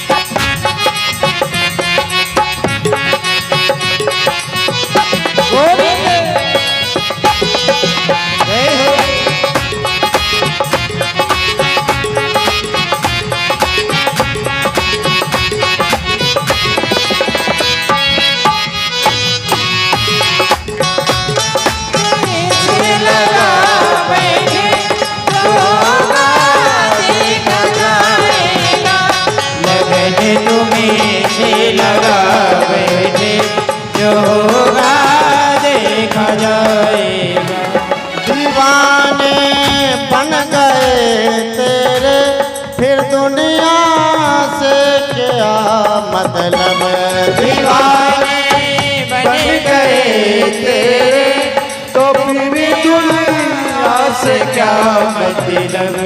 दीवाने बन गए तेरे, तो फिर दुनिया से क्या मतलब। तेरी गलियों में आ बैठे, तेरी गलियों में आ बैठे, जो होगा देखा जाएगा। लगन तुम्हीं से लगा बैठे, जो होगा देखा जाएगा। लगन तुम्हीं से लगा बैठे, जो होगा देखा जाएगा। भाव से ताली बजाएं दोनों हाथ।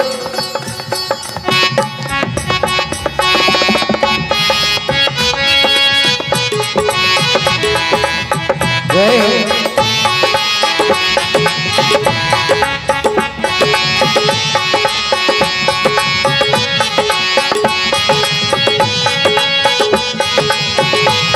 राधे बोलो।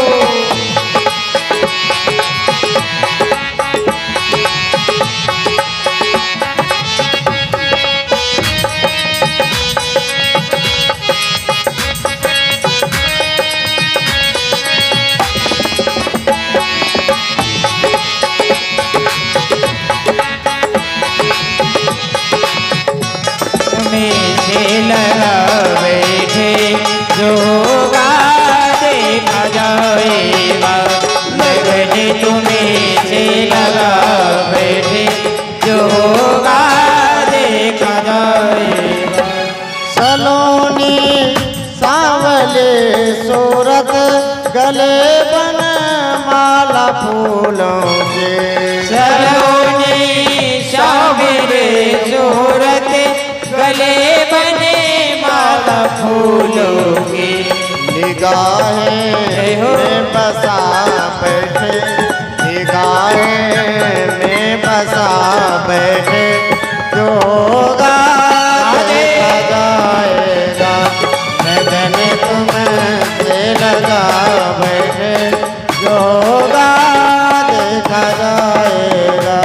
लगन तुम्हें से लगा बैठे, जो होगा देखा जाएगा। लगन तुम्हें से लगा बैठे, जो होगा देखा जाएगा। लगन तुम्हें बना बैठे, जो होगा देखा जाएगा।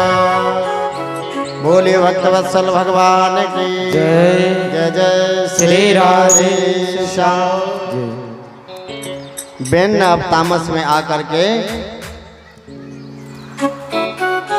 संतों के ऊपर बड़ा अत्याचार करने लग गए, कुठारघात करने लग गए, इसलिए उनका नाम निषाद हो गया। पुनः मंथन किया, अब की बार सुंदर बालक और बालिका प्रकट हुए। हाथ में शंख चक्र को देख करके, चिन्ह को देख करके महात्मा प्रसन्न हो गए। अरे साक्षात प्रभु पधारे, हमारी समस्या समाधान हो गए। स्वयं प्रभु प्रकट हुए, मंथन से प्रादुर्भूत हुए, इसलिए इनका नाम पृथु रखा। बोलिए पृथु भगवान की जय। जय। सबने मिलजुल करके महाराज पृथु को चक्रवर्ती पद प्रदान की। गद्दी पर बैठते ही अभिषेक किया।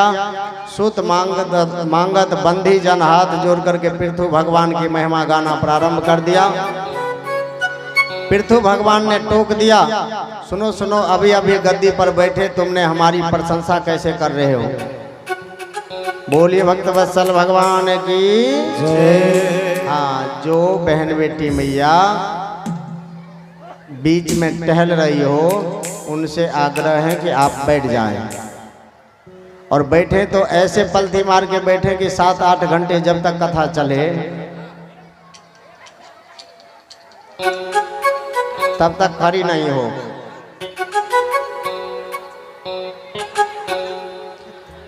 राजा को झूठी प्रशंसा नहीं करनी चाहिए, क्योंकि प्रशंसा में ही मुग्ध होकर के बैठे रहे तो फिर करते धरते कुछ नहीं।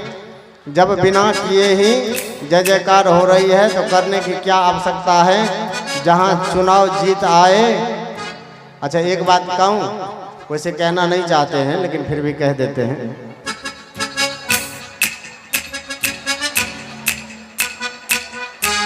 उल्लास तो बहुत है कि मैं अमुक महाराज मैं जीत जाऊं, तो फिर आपकी ठाकुर जी की एक कथा। अच्छा चलो, हमें ठग ले तो कोई बात नहीं, क्योंकि हमें ठग ले तो कोई बात नहीं, लेकिन भैया ठाकुर जी को तो मत ठको, क्योंकि जिनकी तीनों लोक में ठाठ है। आज वृंदावन में बांके बिहारी का जो मंदिर है, उनमें 7 लाख का फूलों का बंगला रोज सजाया जाता है। 7.25 लाख का रोज। ऐसा कोई फूल नहीं जो बिहारी जी के बंगला को नहीं सजाया जाता है। 7 लाख का 7.25 लाख का फूलों का बंगला रोज सजाए जाते हैं, रोज। और उसमें भी कितने सेठ लोग मुनीम को भेज करके, मुंशी को भेज करके 6-6 महीना का रोटी खर्च देते। भैया आज बिहारी जी को बंगला सजावे के नंबर आयो कि ना आयो, तो मुनीम फोन करते, महाराज अभी ना आयो। और भारत के कोने कोने से वहां पुष्प ले जाया जाता है। इसलिए पृथु महाराज ने अपने प्रशंसकों को रोक दिया। अभी अभी हमने गद्दी पर बैठा और बैठते ही हमारा जो है जय जयकार होने लगा। यही हाल है हमारी तुम्हारी। हम सरपंच बनाए, हम MP MLA विधायक बनाए, है ना, हम मुख्यमंत्री बनाए, तो बनने से पहले उनका जयकारा करते हैं। इसलिए वो जब बन जाते हैं तो कहते हैं जब ऐसा ही जयकारा हो रहे हो तो करने धरने का क्या जरूरत है। जब ऐसे ही जयकारा हो रहा हो, अरे अमुक नेता बहुत बढ़िया, बहुत VIP, तो अब तो भैया करेंगे तो भी, नहीं करेंगे तो भी आप कहोगे। इसलिए महाराज पृथु ने कही कि अभी अभी हमने गद्दी पर सिंहासन पर बैठा और अभी अभी आपने हमारी प्रशंसा करना शुरू कर दिए।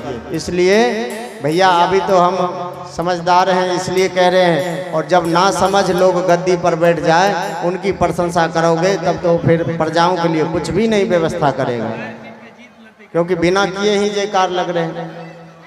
बोलिए भक्तवत्सल भगवान की। परिजनों को हाथ जोड़ करके कहा, कुछ कीजिए प्रभु, हम लोग भूखे मर रहे हैं, पृथ्वी से अन्न पैदा नहीं हो रहा है। सुन लीजिए, थोड़ा ध्यान से ताली बजाइए एक बार। महाराज पृथु को आने का क्या मतलब है? पृथ्वी से अन्न पैदा नहीं हुआ। पृथु महाराज ने तुरंत पृथ्वी को आदेश दिया, हे वसुंधरा, तुम्हारा काम है एक दाना लेकर के 1000 दाना में परिवर्तित करना और करके उसे प्रदान करना। मेरी प्रजा को अन्न प्रदान करो। पृथ्वी ने सुना तो पृथ्वी महाराज को क्रोध आ गया। जब पृथ्वी ने नहीं सुना तो पृथु महाराज को क्रोध आ गया। वसुंधे त्वम बधिष्यामि मच्छर सन प्रसांड मुखी सीधः। मेरी आज्ञा का अनादर करने वाली वसुधा, मैं तेरी वध कर दूंगा। महाराज पृथु ने क्रोध किया। पृथ्वी कांप गई। गौ माता के रूप में प्रकट होकर के हाथ जोड़ करके बोली, महाराज पृथु की स्तुति करने लगी, भगवान क्षमा करें, मैं आपके बल पराक्रम को समझ नहीं सकी, इसलिए मेरा स्वभाव है कि मेरे ऊपर धर्म की ध्वजा लहराती है तब मैं प्रसन्न होता हूँ। बोलिए गपशप महाराज की। इसलिए बहन बेटी मैयाओं, पृथ्वी मैया ने पृथु महाराज को कही कि महाराज मेरे ऊपर जब तक धर्म का ध्वजा नहीं लहरेगा तब तक मैं ढंग से पैदावार देने वाली नहीं हूँ। काय को हल्ला कर रही है, इधर से किचिर बिचिर कर रही है।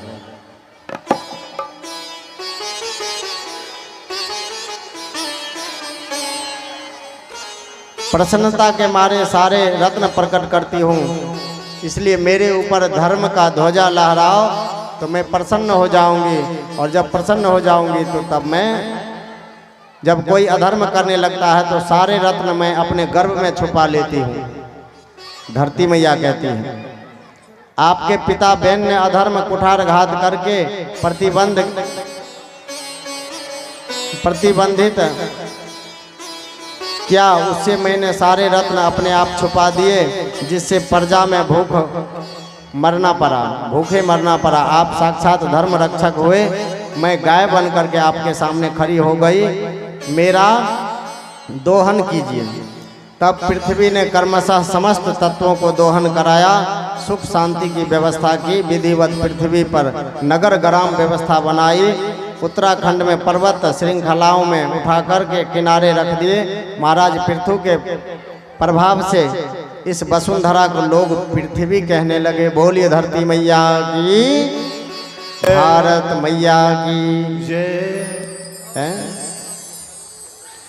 प्रथम सम्राट महाराज पृथु हुए, जिनके परम सुंदरी व्यवस्थाएं, सुंदर सारी व्यवस्थाएं नगर ग्राम भी बनाई गई। बड़े बड़े यज्ञ करने प्रारंभ हो गए तो देवराज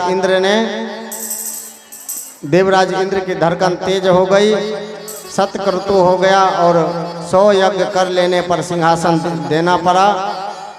जो विधानसभा में बहुत सिद्ध करे उसके लिए मुख्यमंत्री की गद्दी छोड़नी पड़ेगी। बोलिए कृष्ण कन्हैया लाल की जय। इस तरह से आज मैत्री मुनि कहते हैं, विदुर जी, इसी पाखंड के परंपरा से जन्म हुआ पापस्य खंडस्य इति पाखंड। देखने में धर्म की ध्वजा लहराता है, वस्तुतः होता एक पाप का ही खंड है, उसका नाम पाखंड है। पृथु महाराज को पता लगा तो बड़ा क्रोध आया। ब्राह्मणों ने, क्रोध न करिए महाराज। ब्राह्मणों ने कहा, क्यों? ऋषियों ने कहा, आज्ञा दीजिए, हम एक छंद में इंद्र को स्वाहा कर देंगे, क्योंकि सारे देवता हम ब्राह्मणों के मंत्र के अधीन हैं। देवा अधीनम जाकर स्वः मंत्राधीनाश्च देवता तेन मंत्रा ब्रह्मणान धीनास अस्तामादः ब्रह्मदेवतम। पृथु महाराज ने आज्ञा दी, ब्राह्मणों ने मंत्र उच्चारण किया, मंत्र शक्ति से इंद्र खींचे चले आए। ब्राह्मण ने स्वाहा करने वाले थे कि विधाता ब्रह्मा जी प्रकट हो गए। अरे भाई ब्राह्मण देवताओं, ये क्या कर रहे हो? इंद्राय स्वाहा, इस जगह इंद्र को स्वाहा करने लगे तो रोको, हमारी व्यवस्था बिगड़ जाएगी। ब्रह्मा ने तुरंत सबको समझाया।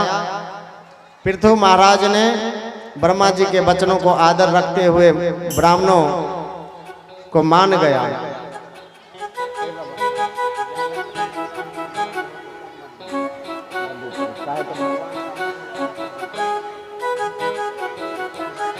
ब्राह्मण शांत हो गए, पृथु महाराज का भी क्रोध शांत हो गया, इंद्र बाण से बच गए।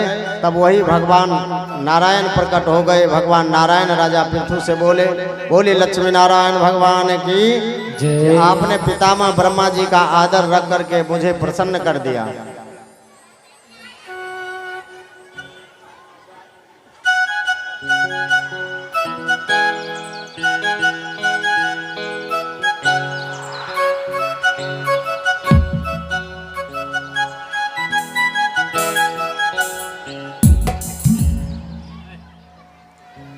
ये इनका किचिर बिचिर आवाज आ रही है ना, तो वही सुन रहे हैं कि कितना बढ़िया मीठी मीठी आवाज कह रही है?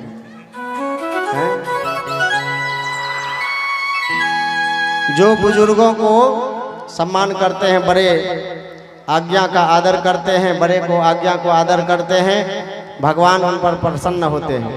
भगवान बोले तो क्या चाहते हो? पृथु महाराज ने दिव्य छटा को देख करके प्रसन्न हो गए। प्रभु बोले मुझे कुछ नहीं चाहिए, मैं कोई इंद्र की पदवी के लिए यज्ञ थोड़ी कर रहा हूँ, आप प्रसन्न रहिए, मुझे सर्वत्र यही मिल जाए।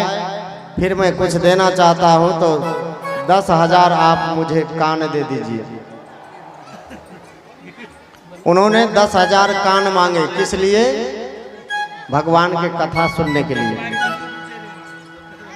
आपकी कथा दोनों कानों से सुन करके तृप्त नहीं होती है, इसलिए मैं चाहता हूं कि मुझे 10,000 कान हो जाए। अच्छा एक बात बताओ माता जी, ओ बुढ़िया मैया, काली काली वो क्या कहते हैं, चादर वाली मैया, बुढ़ापों में बहुत हाथ चलवे लग गए।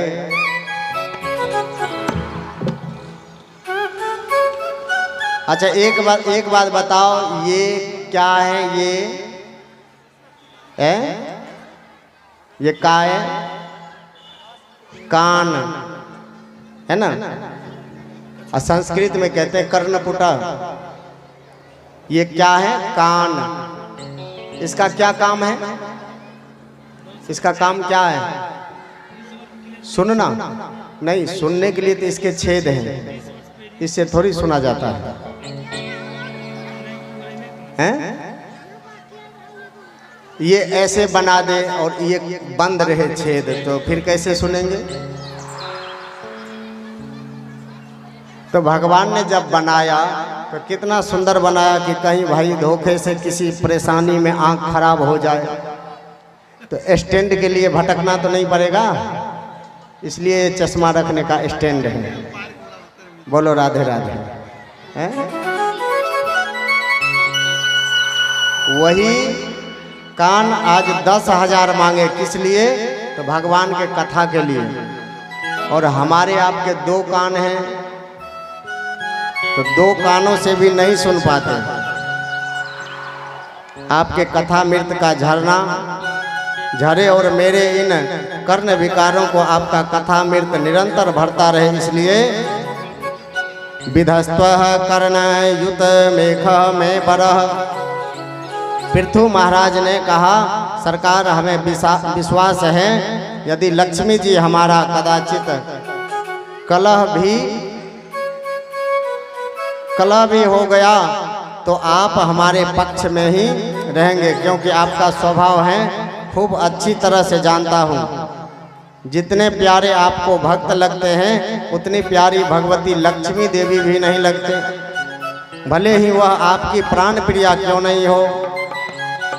पृथु महाराज कहते हैं आपकी सेवा के लिए कदाचित जननी भी आपको उतना प्यार नहीं करते, इतना आप भगवान भक्त से प्रेम रखते हो। सभ्याः सुनो है भद्रंग सा शाब्द तो यह गता।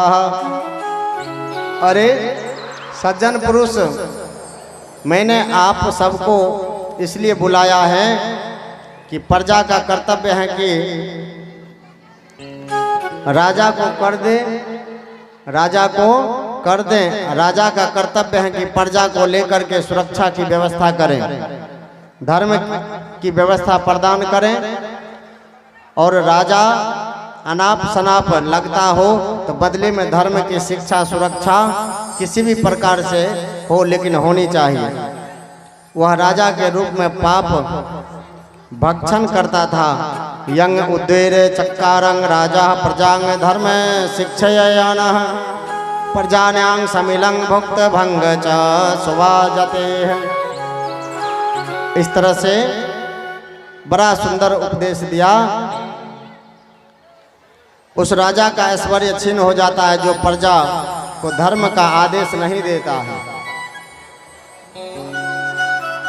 और प्रजा के धर्म की रक्षा नहीं करता है। बड़ा सुंदर उपदेश प्रजा को दे दी। अचानक आकाश मंडल में मानो 4 वेद मूर्तिमान मानव रूप में प्रकट हो गए और ऐसे सूर्य समान तेज से 4 ऋषि कुमार सनक, सनंदन, सनातन व सनत कुमार सबके बीच में प्रकट हो गए। तुरंत महाराज पृथु ने उन्हें प्रणाम किया। सारी प्रजा ने उन महापुरुषों को सम्मान किया। पूजनों उपरांत महाराज पृथु पूछने लगे, महाराज क्या आपकी सेवा की जाए? मैं आपकी सेवा कुशलता का प्रश्न करना चाहता हूँ। महाराज जी आप कैसे हो? संतों से नहीं पूछना चाहिए कि कुशलता प्रश्न क्या होता है। अगर किसी संतों से पूछना चाहिए तो ये पूछना चाहिए कि महाराज आपके धर्म कर्म पूजा पाठ में कोई विघ्न बाधा तो नहीं हो रहे हैं? ये कुशल है उनका।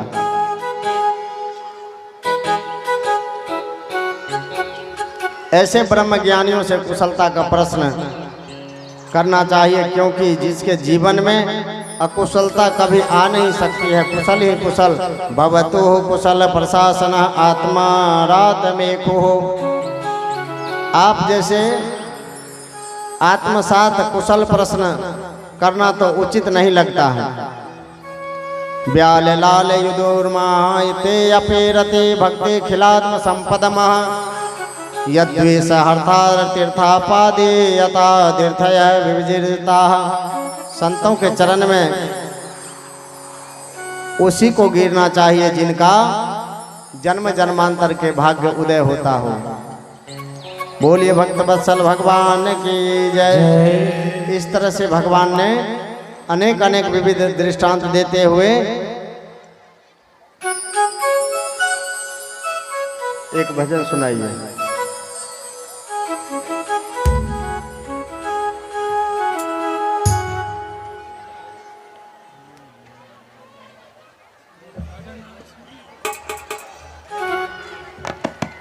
निकाल रहे हैं।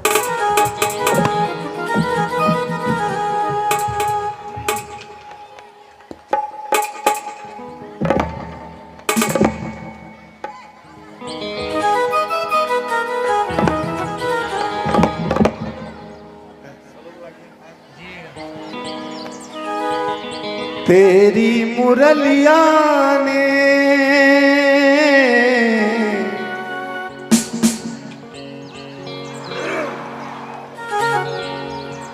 जीना हराम कर दिया।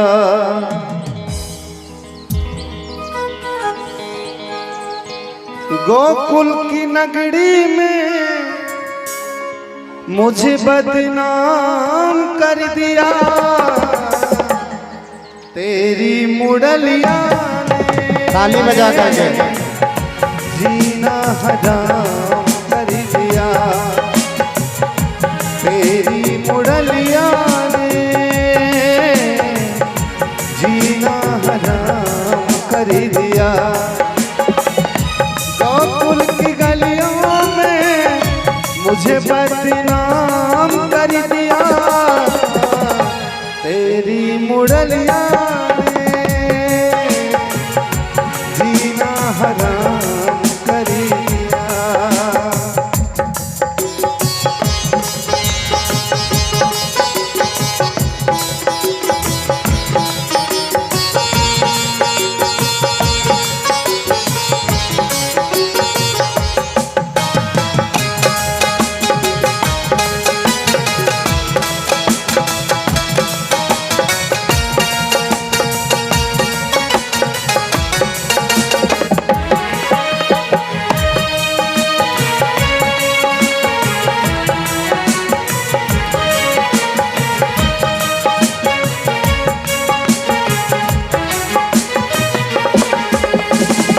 क्या जानो नंदलाला, हार गई सब ब्रजवाला।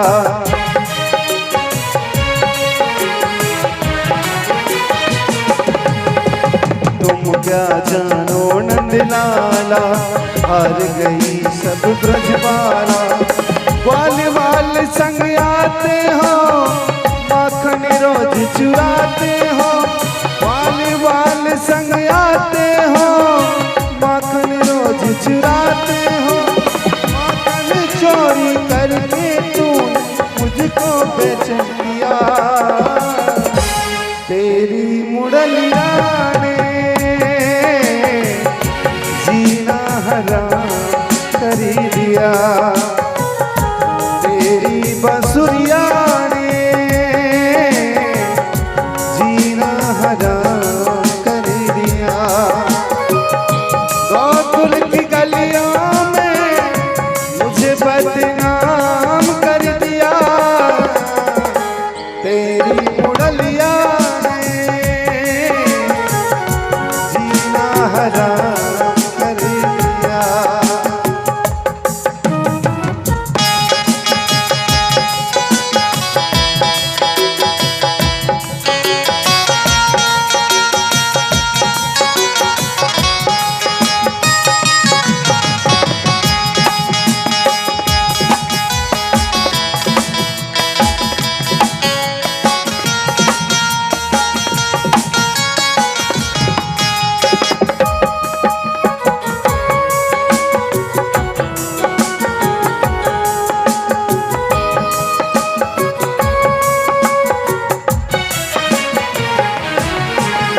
तेरी मुरलिया हुई बैरन, लूट के ले गए मेरा मन।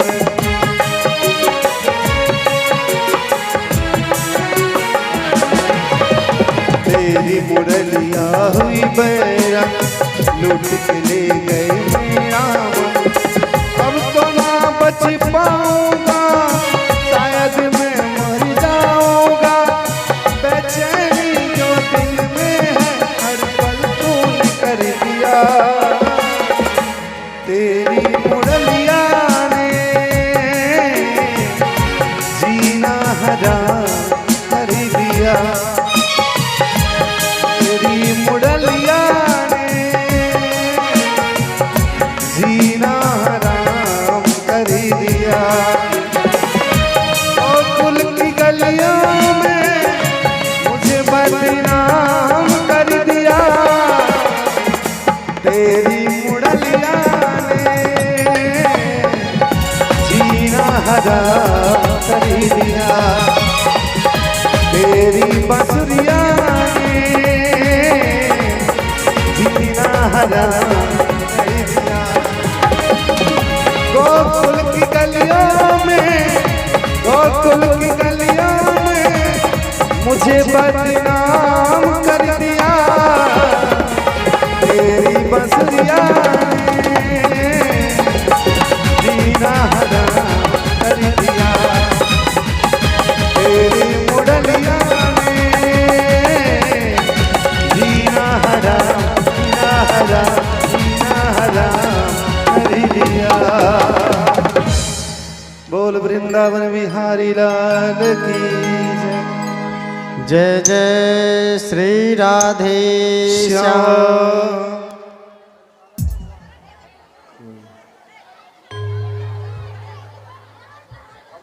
तैयारी करो, अभी तो समय है, अभी कथा में अभी 5 मिनट।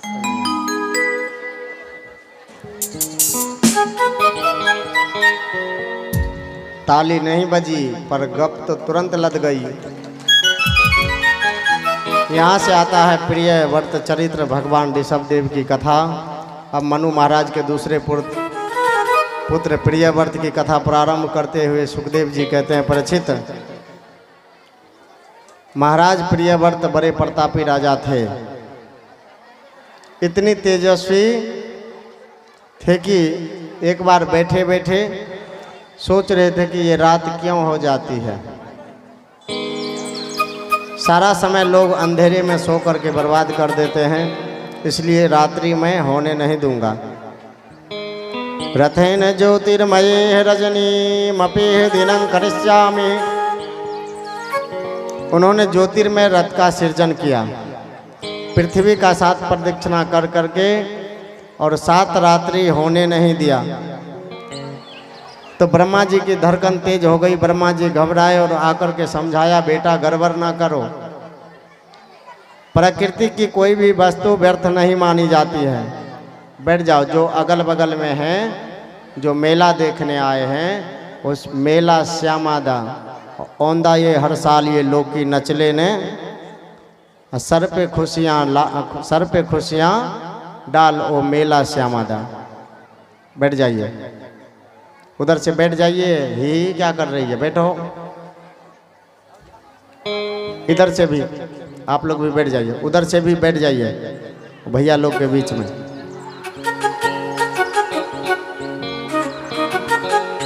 कोई भी वस्तु व्यर्थ नहीं मानी जाती, इसलिए अपना अपना उपयोग है। अमंत्रम क्षरम नास्ति नास्ति मूल नौषधम आयोग्य पुरुषो नास्ति योज कत्र दुर्लभा। रात्रि में जहाँ विषय पुरुष विश्राम करते हैं, वहाँ योगी समाधि लगा करके ध्यान करते हैं। तच्चार जगाती माम संयमी। प्राकृतिक में वस्तु जो कुछ भी अच्छा बुरा हम यहाँ बनाते हैं, पर एक दिन सब्जी बनाई, और सब्जी बनाई तो उसमें नमक नहीं डाला। मोबाइल बंद, मोबाइल बंद। हमारा नज़र वहाँ तक भी है आपके हाथ पर कि आपका उंगली कैसे मोबाइल में चल रही है। ठीक है, इसलिए मोबाइल बंद करें, कथा में मन को ले जाएं।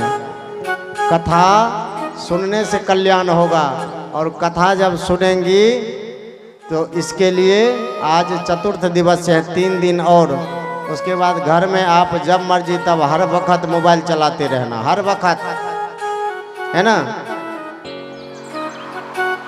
सोना मत, भोजन मत करना, मोबाइल चलाओ, कोई बात नहीं। राधे राधे बोलो, धीरे नहीं, जोर से।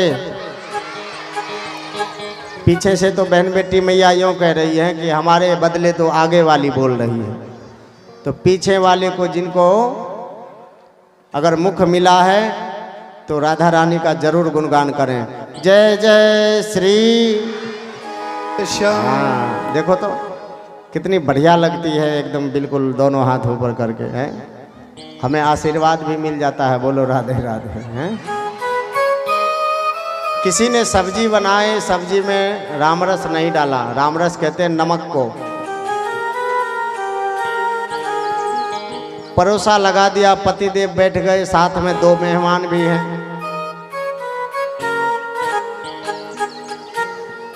अरे अब पतिदेव लगे डांटने कि अरे ऐसे सब्जी बनाते हैं, ऐसे साग बनाते हैं, नमक नहीं डाला। अरे हाँ, मैं तो भूल गई थी। सुनो, कल से ध्यान रखना, नहीं तो बहुत डंडे लगेंगे। अच्छा ठीक है। दूसरे दिन होकर के डबल डल गए, 2 बार डल गए। अब दूसरे दिन बड़े कड़क लगे भाई, राम रस तेज लगे, बीपी का वैसे मामला चल रहा है।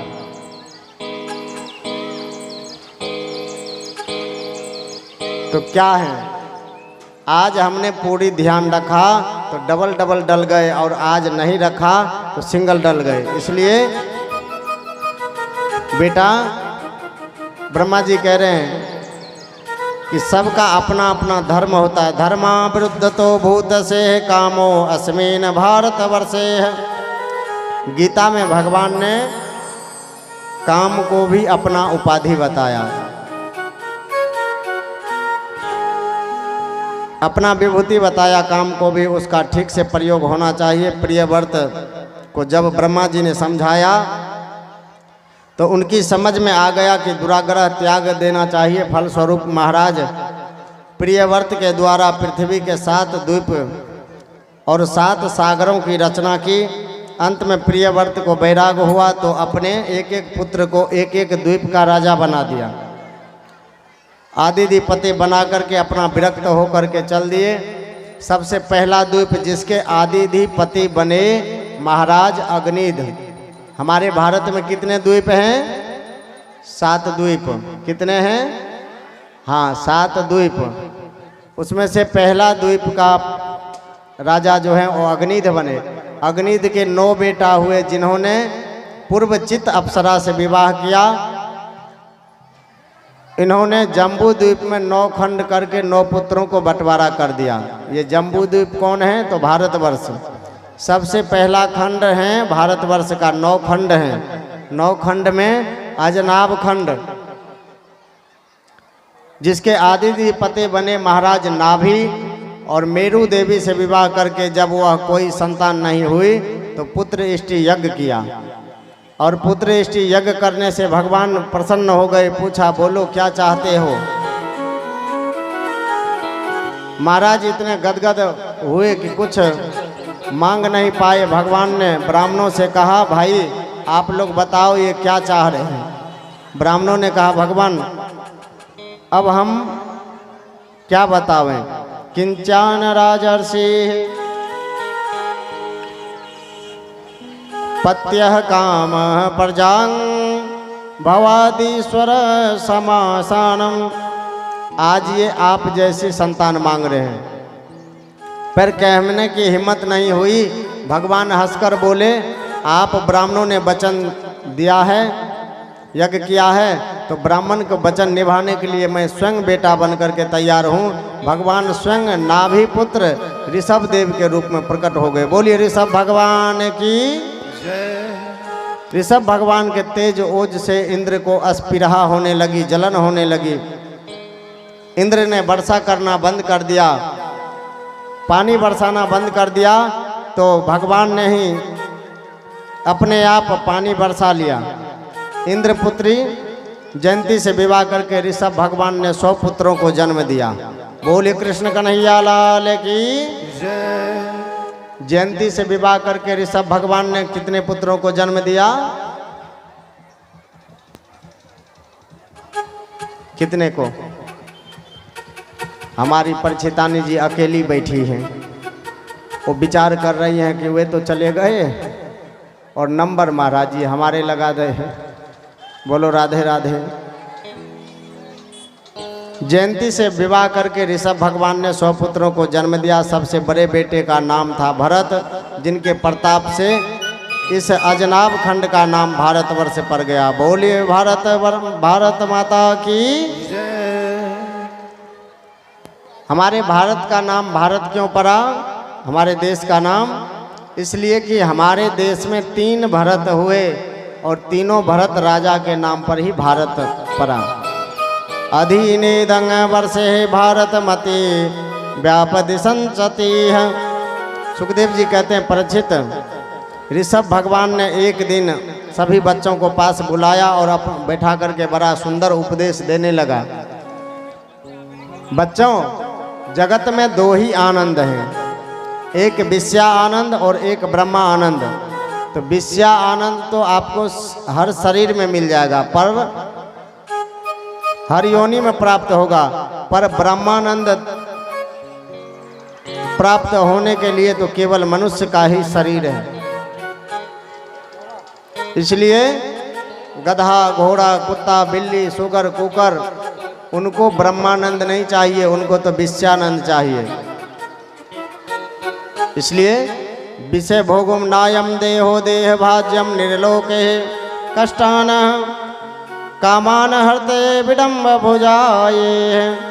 तपो दिव्यम पुत्रिकायेन सत्वं शुद्धयेद अस्मानादः ब्रह्म सौख्यकं तत्वनन्मतम्। भगवान कहते हैं, अरे बच्चों ध्यान से सुनो, जिनकी बुद्धि विषयों तक सीमित है वह पशु हैं, वह मानव होकर के भी पशु हैं जिनकी बुद्धि विषयों में लिप्त है। जो ब्रह्मानंद की अनुभूति कर रहे हैं, मोक्ष को मार्ग को प्रशस्त करते हैं, उनकी चाबी संत। इसके विपरीत यदि नरक मार्ग को प्रशस्त करना है तो उनकी चाबी लंपट पुरुष के पास में है। इसलिए क्योंकि त्रिगुणा पुरुष जो है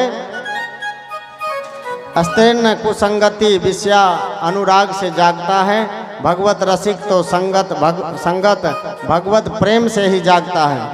जब तक वासुदेव भगवान कृष्ण में आपकी प्रीति ना हो जाए तब तक जन्म मरण के चक्कर में आप भटकते रहोगे। बोलिए भक्तवत्सल भगवान की जय जय श्री राधे श्याम। इसलिए तुम्हें मृत्यु भय से मुक्ति दिलाने में हम सहयोग प्रदान कर रहे हैं भगवान की ओर से लावे। भगवान कहते हैं कि कोई ना कोई नाता हमारे संग कायम करो। हमारी साधना भक्ति बाधक बनता है तो कितना भी हमारा निकटतम हो वह बैरी को भी हम त्याग देते हैं। इस प्रकार से दिव्य उपदेश देकर ऋषभ भगवान ने परमहंस वृत्ति से धारण कर लिया। पागलों की तरह भ्रमण करने लगे। जराधम मूक बाधीरः पिशाच चोन्मादकवतः। कभी अपने को पागल सिद्ध करने में कभी मुंह लटका करके कभी पत्थर मुंह पर डाल लेते हैं। कभी शालिग्राम भगवान को जिनका पूजा करते हैं उनको ही चंदन तिलक लगा करके और मुंह पर डाल लेते हैं।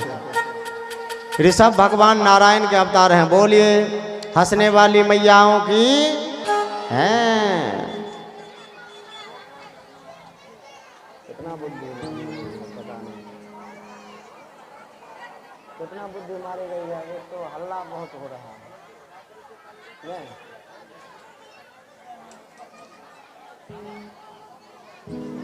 रुक जाइए, भजन में गाएंगे।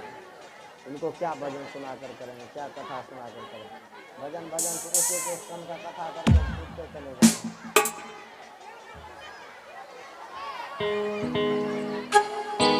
एक बार ऋषभ भगवान नारायण भगवान के अवतार हैं। शालिग्राम भगवान को पूजन किया। कोई पोता मांग रहा है तो तथा अस्तु कह दिया, तुरंत हो गया। कोई कह रहे हैं बेटा बाबा हमारे घर गृहस्थी में कलेश है तो तुरंत कलेश दूर कर देते हैं। कोई अग्नि से पक करके जाते हैं, शरीर में छाले पड़ गए हैं, हाथ घुमाए तुरंत ठीक हो गए। अब इसी तरह से दुनिया तो दुखी है। ऋषभ भगवान सबका कल्याण करते रहे। एक दिन मन में विचार किया कि भगवान मेरा प्राकट्य हुआ भजन करने के लिए, नंगा हो गए। नंगे अवस्था में विचरण करने लगे। सभी कहने लगे अरे राम राम, वो बाबा को कह रहे थे सिद्ध बाबा हैं, वो तो नंगे घूम रहे हैं।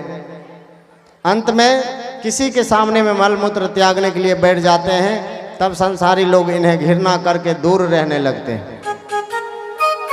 सुखदेव जी कहते हैं राजन इनके शरीर में ऐसी दिव्यता आ गई। एक दिन भगवान शालिग्राम भगवान को चंदन तिलक लगा करके और मुंह पर रख लिए और लंबा सो गए। सो जाने के बाद में दुनिया वाले लाइन में है कि बाबा अब दर्शन देंगे, बाबा अब कछु कहेंगे, परंतु शालिग्राम भगवान को मुंह पर रखे हुए 3 दिन बीत गए। कितने दिन बीत गए? 3 दिन। अब बाबा नहीं उठे, ना शरीर का क्रिया करे, ना नहाना, ना धोना, ना तिलक छापा, कुछ नहीं लगाना। देह दुर्गंधित हो गए। तीसरे दिन वहां एक पंछी तक नजर नहीं आया। उठ करके बैठ गए और बोले कि हे प्रभु, शालिग्राम भगवान से कह रहे हे प्रभु, भला आपकी ऐसी कृपा कि आज देखो कि कोई पंछी तक हमारे पास नजर नहीं आया, इसलिए अब भजन करने में मन लगेगा। बोलिए कृष्ण कन्हैया लाल की।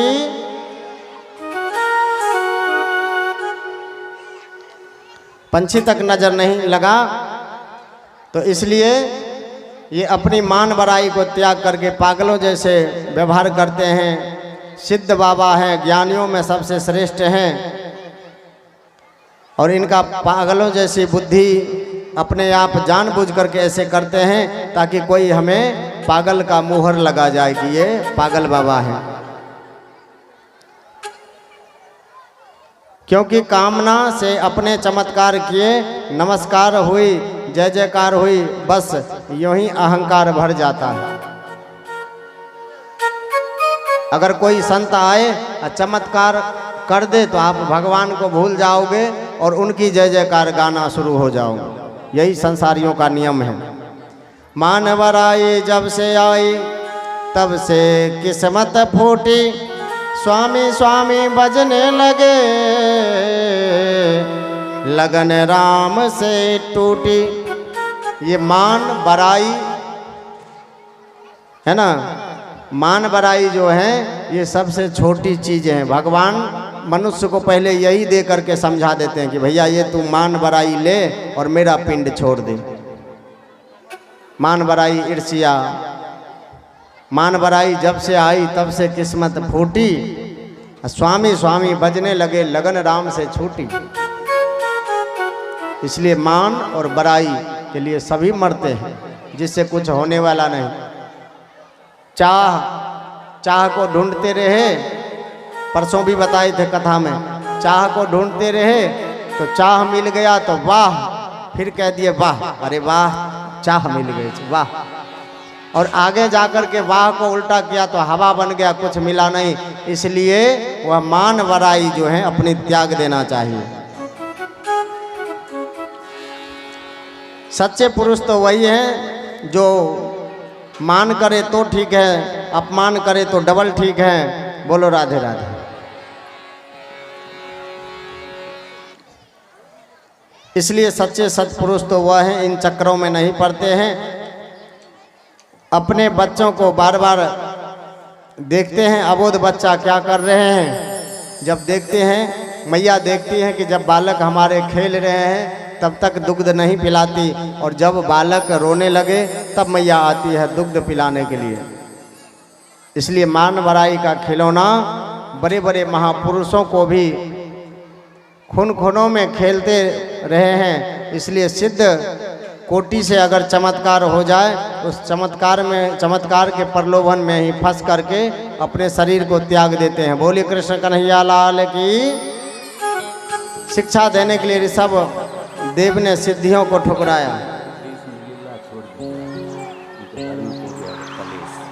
किसके घर? क्यों?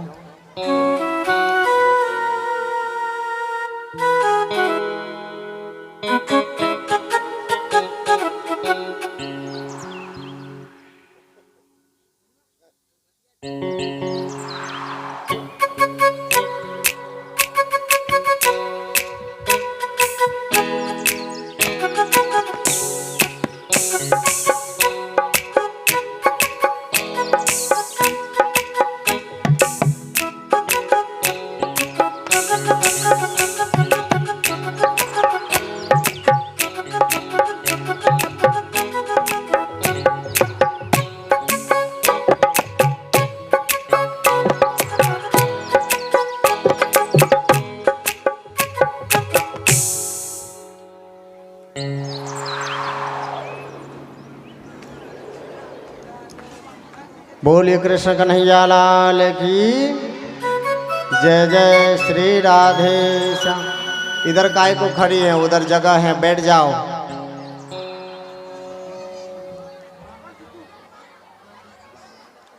इधर खड़ी मत रहिए, आप लोग समझदार हो, यहीं बैठ जाओ, यहीं बिछावन दे दो। भैया व्यवस्था बनाओ। देखिए पहले बोलिए जय जय श्री राधे। सभी अपने अपने हाथ उठा के जय जय श्री राधे। जिनको हाथ नहीं है वो मत उठाइए, कोई बात नहीं। जिनको हाथ है वही उठाएं। जय जय श्री राधे। देखिए एक आवश्यक सूचना है कि आज हम कृष्ण जन्म वाले उत्सव मनाने के लिए जा रहे थे। तो कथा तो बड़ी लंबी चौड़ी है। दसम स्कंद में भगवान कन्हैया जी का जन्म उत्सव होता है, और अभी हम 5वें छठे स्कंद में हैं। तो हमें थोड़ा सुपर फास्ट से चलना होगा। इतने देर से हम पैसेंजर में बैठे थे, और कितनों ही सुपर फास्ट से चलें तो रामा अवतार तक ही रह जाएंगे। क्योंकि किसी एक प्रसंग को बताने के लिए 4 घंटा कम से कम चाहिए, और 4 घंटे में हमें 3 स्कंद तक जाना है। थोड़े थोड़े कथा सार शब्दों में। और आज भगवान कन्हैया जी का जन्म उत्सव नहीं मनाएंगे, किसी परेशानी के वजह से। जो भैया इसमें ऑल फैमिली लगे हुए हैं, उनके घर में कोई परेशानी आ गए, इसी वजह से। बोलिए राधे राधे।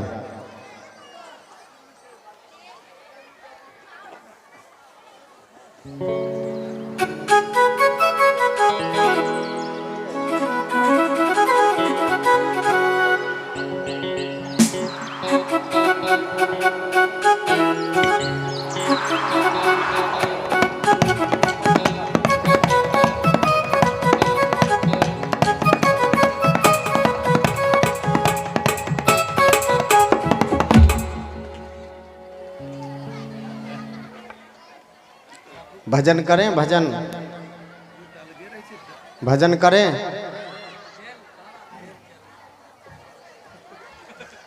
तो कर लो, फिर कर लो भजन। करिए तो फिर कैसे करते हैं।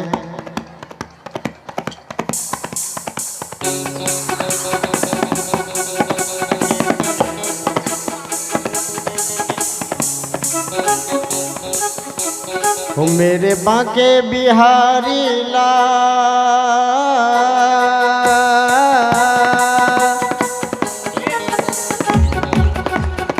मेरे बांके बिहारी लाल, वो इतना न किया करो श्रृंगार, नजर तो लग जाएगी मेरे श्याम, नजर तो लग जाएगी मेरे श्याम, नजर तो लग जाएगी। हाँ। ताली बजा के। नजर तो है लग जाएगी, नजर तो है लग जाएगी मेरे श्याम, नजर तो है लग जाएगी। ताली बजा करके।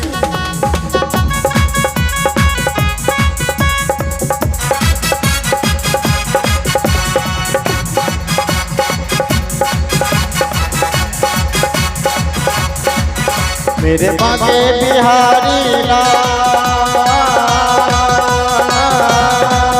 मेरे बांके बिहारी लाल, वो इतना ना किया करो श्रृंगार, नजर तो लग जाएगी मेरे श्याम, नजर तो लग जाएगी मेरे श्याम, नजर तो लग जाएगी। तालियां।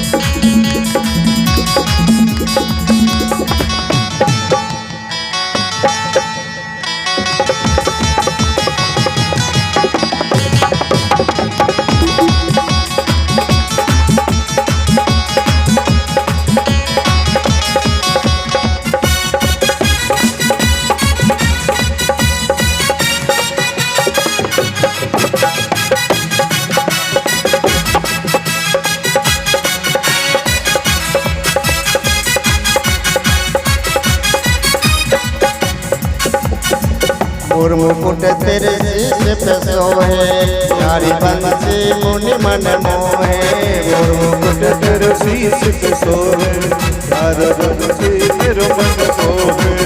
तेरी बंसी मधुर रसा, तेरी बंसी मधुर रसा, वो इतना ना किया करो श्रृंगार, नजर तो लग जाएगी मेरे श्याम, नजर तो लग जाएगी मेरे श्याम, नजर तो लग जाएगी।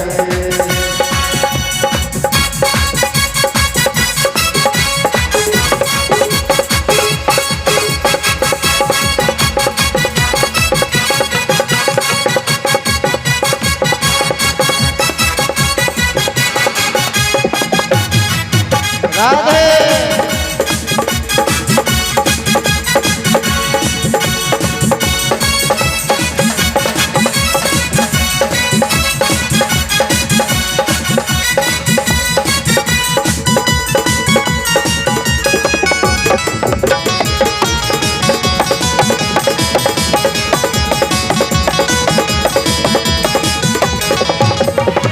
कानन में मकराकृत कुंडल, कान में मकराकृत कुंडल, पीताम्बर की शोभा झिलमिल, पीताम्बर की शोभा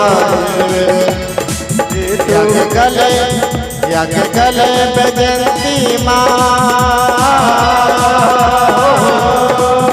यज्ञ गले बजंती माँ न इतना किया करो श्रृंगार नजर तो लग जाएगी मेरे श्याम लग जाएगी मेरे श्याम नजर तो लग जाएगी। तालियां दोनों हाथ से।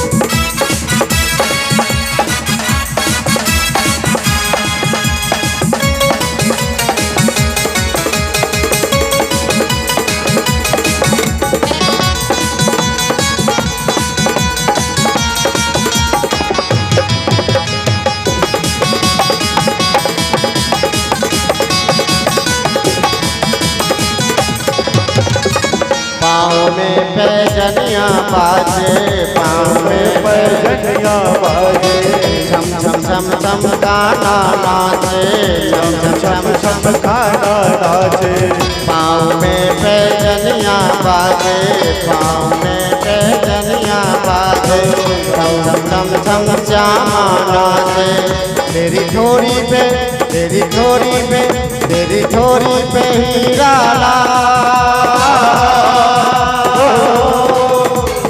थोड़ी पे हीरा लाल हो इतना ना किया करो श्रृंगार नजर तो लग जाएगी मेरे श्याम नजर तो लग जाएगी मेरे श्याम नजर तो लग जाएगी।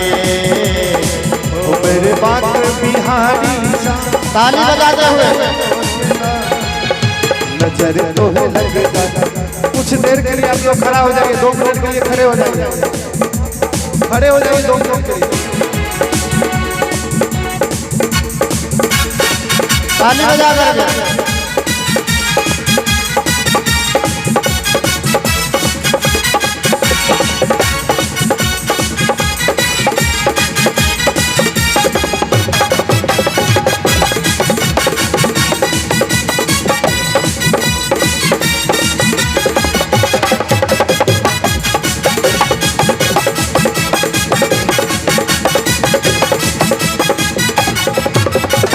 बांके बिहारी की अदा निराली बांके बिहारी की अदा निराली अलग प्यारी काले अलग प्यारी काले काले बांके बिहारी की अदा निराली बांके बिहारी की अदा निराली अलग प्यारे प्यारे काले अलग प्यारे काले काले कैसे चलता है कैसे चलता मस्त चाल हो इतना ना किया करो नजर तो लग जाएगी मेरे श्याम नजर तो लग जाएगी मेरे श्याम नजर तो लग जाएगी मेरे श्याम नजर तो लग जाएगी मेरे बांके बिहारी लाल हो इतना ना किया करो श्रृंगार नजर तो लग जाएगी नजर तो लग जाएगी नजर तो लग जाएगी नजर तो लग जाएगी नजर तो मेरे राम नजर तो लग जाएगी। बोल वृंदावन बिहारी लाल की जय राधे लवली सरकार की जय हो। अब शांति पूर्वक बैठ जाइए अपने अपने जगह पे।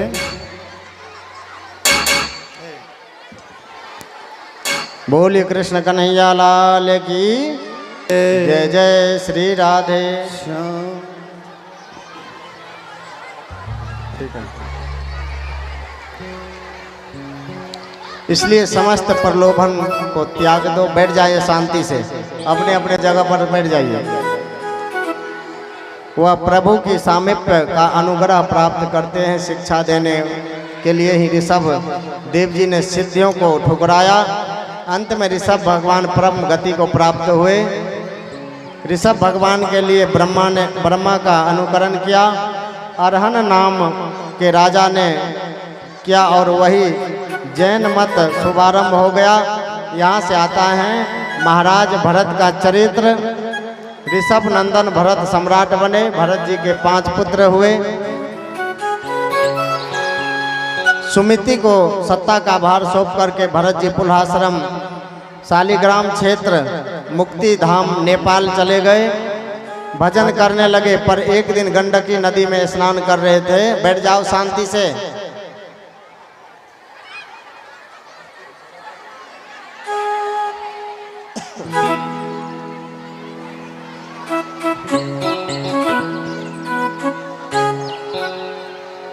गंडकी नदी में स्नान करने के बाद सूर्य नारायण को जल दे रहे थे कि गर्भवती मिर्गी ने पानी पीने पहुंची। उसी क्षण किसी सिंह की गर्जना सुनाई पड़ी। गर्भवती मिर्गी ने नदी पार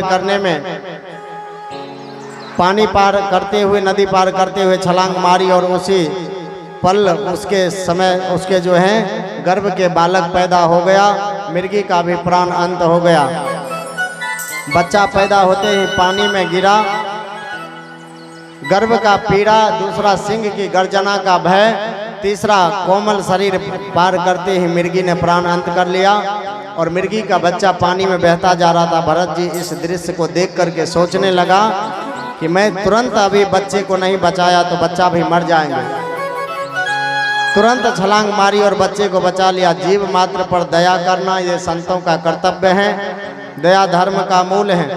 दया अगर हृदय में नहीं है तो कोई धर्म नहीं हो सकता है। बोलिए जय जय श्री राधे श्याम जी। तुरंत उसी जोनी में जाना पड़ेगा। स्मृति खत्म। साधु समाहि, साधु की मंत्र नहीं सुनाया। 6 महीने हुआ अपने लाइसेंस पर लग जाए दुनिया। बोले आ जाओ महाराज। बड़े बड़े बाबा जी लोग खाए पी करके बोले महाराज समझा करके पिताजी राम जी को चीरी जय जय क्रिया चारों तरफ गोल मटोल गए। और जब भरत जी गया तो मैं तुम्हें दूंगा कि डकैत के सरदार बढ़िया ज्ञानी हैं। भरत जी बोले ये पूरा राज्य अपना ही है, जो दिया। अब कहारों के कंधे पर मधान में कहा, इसलिए थोड़े कच्चे होने के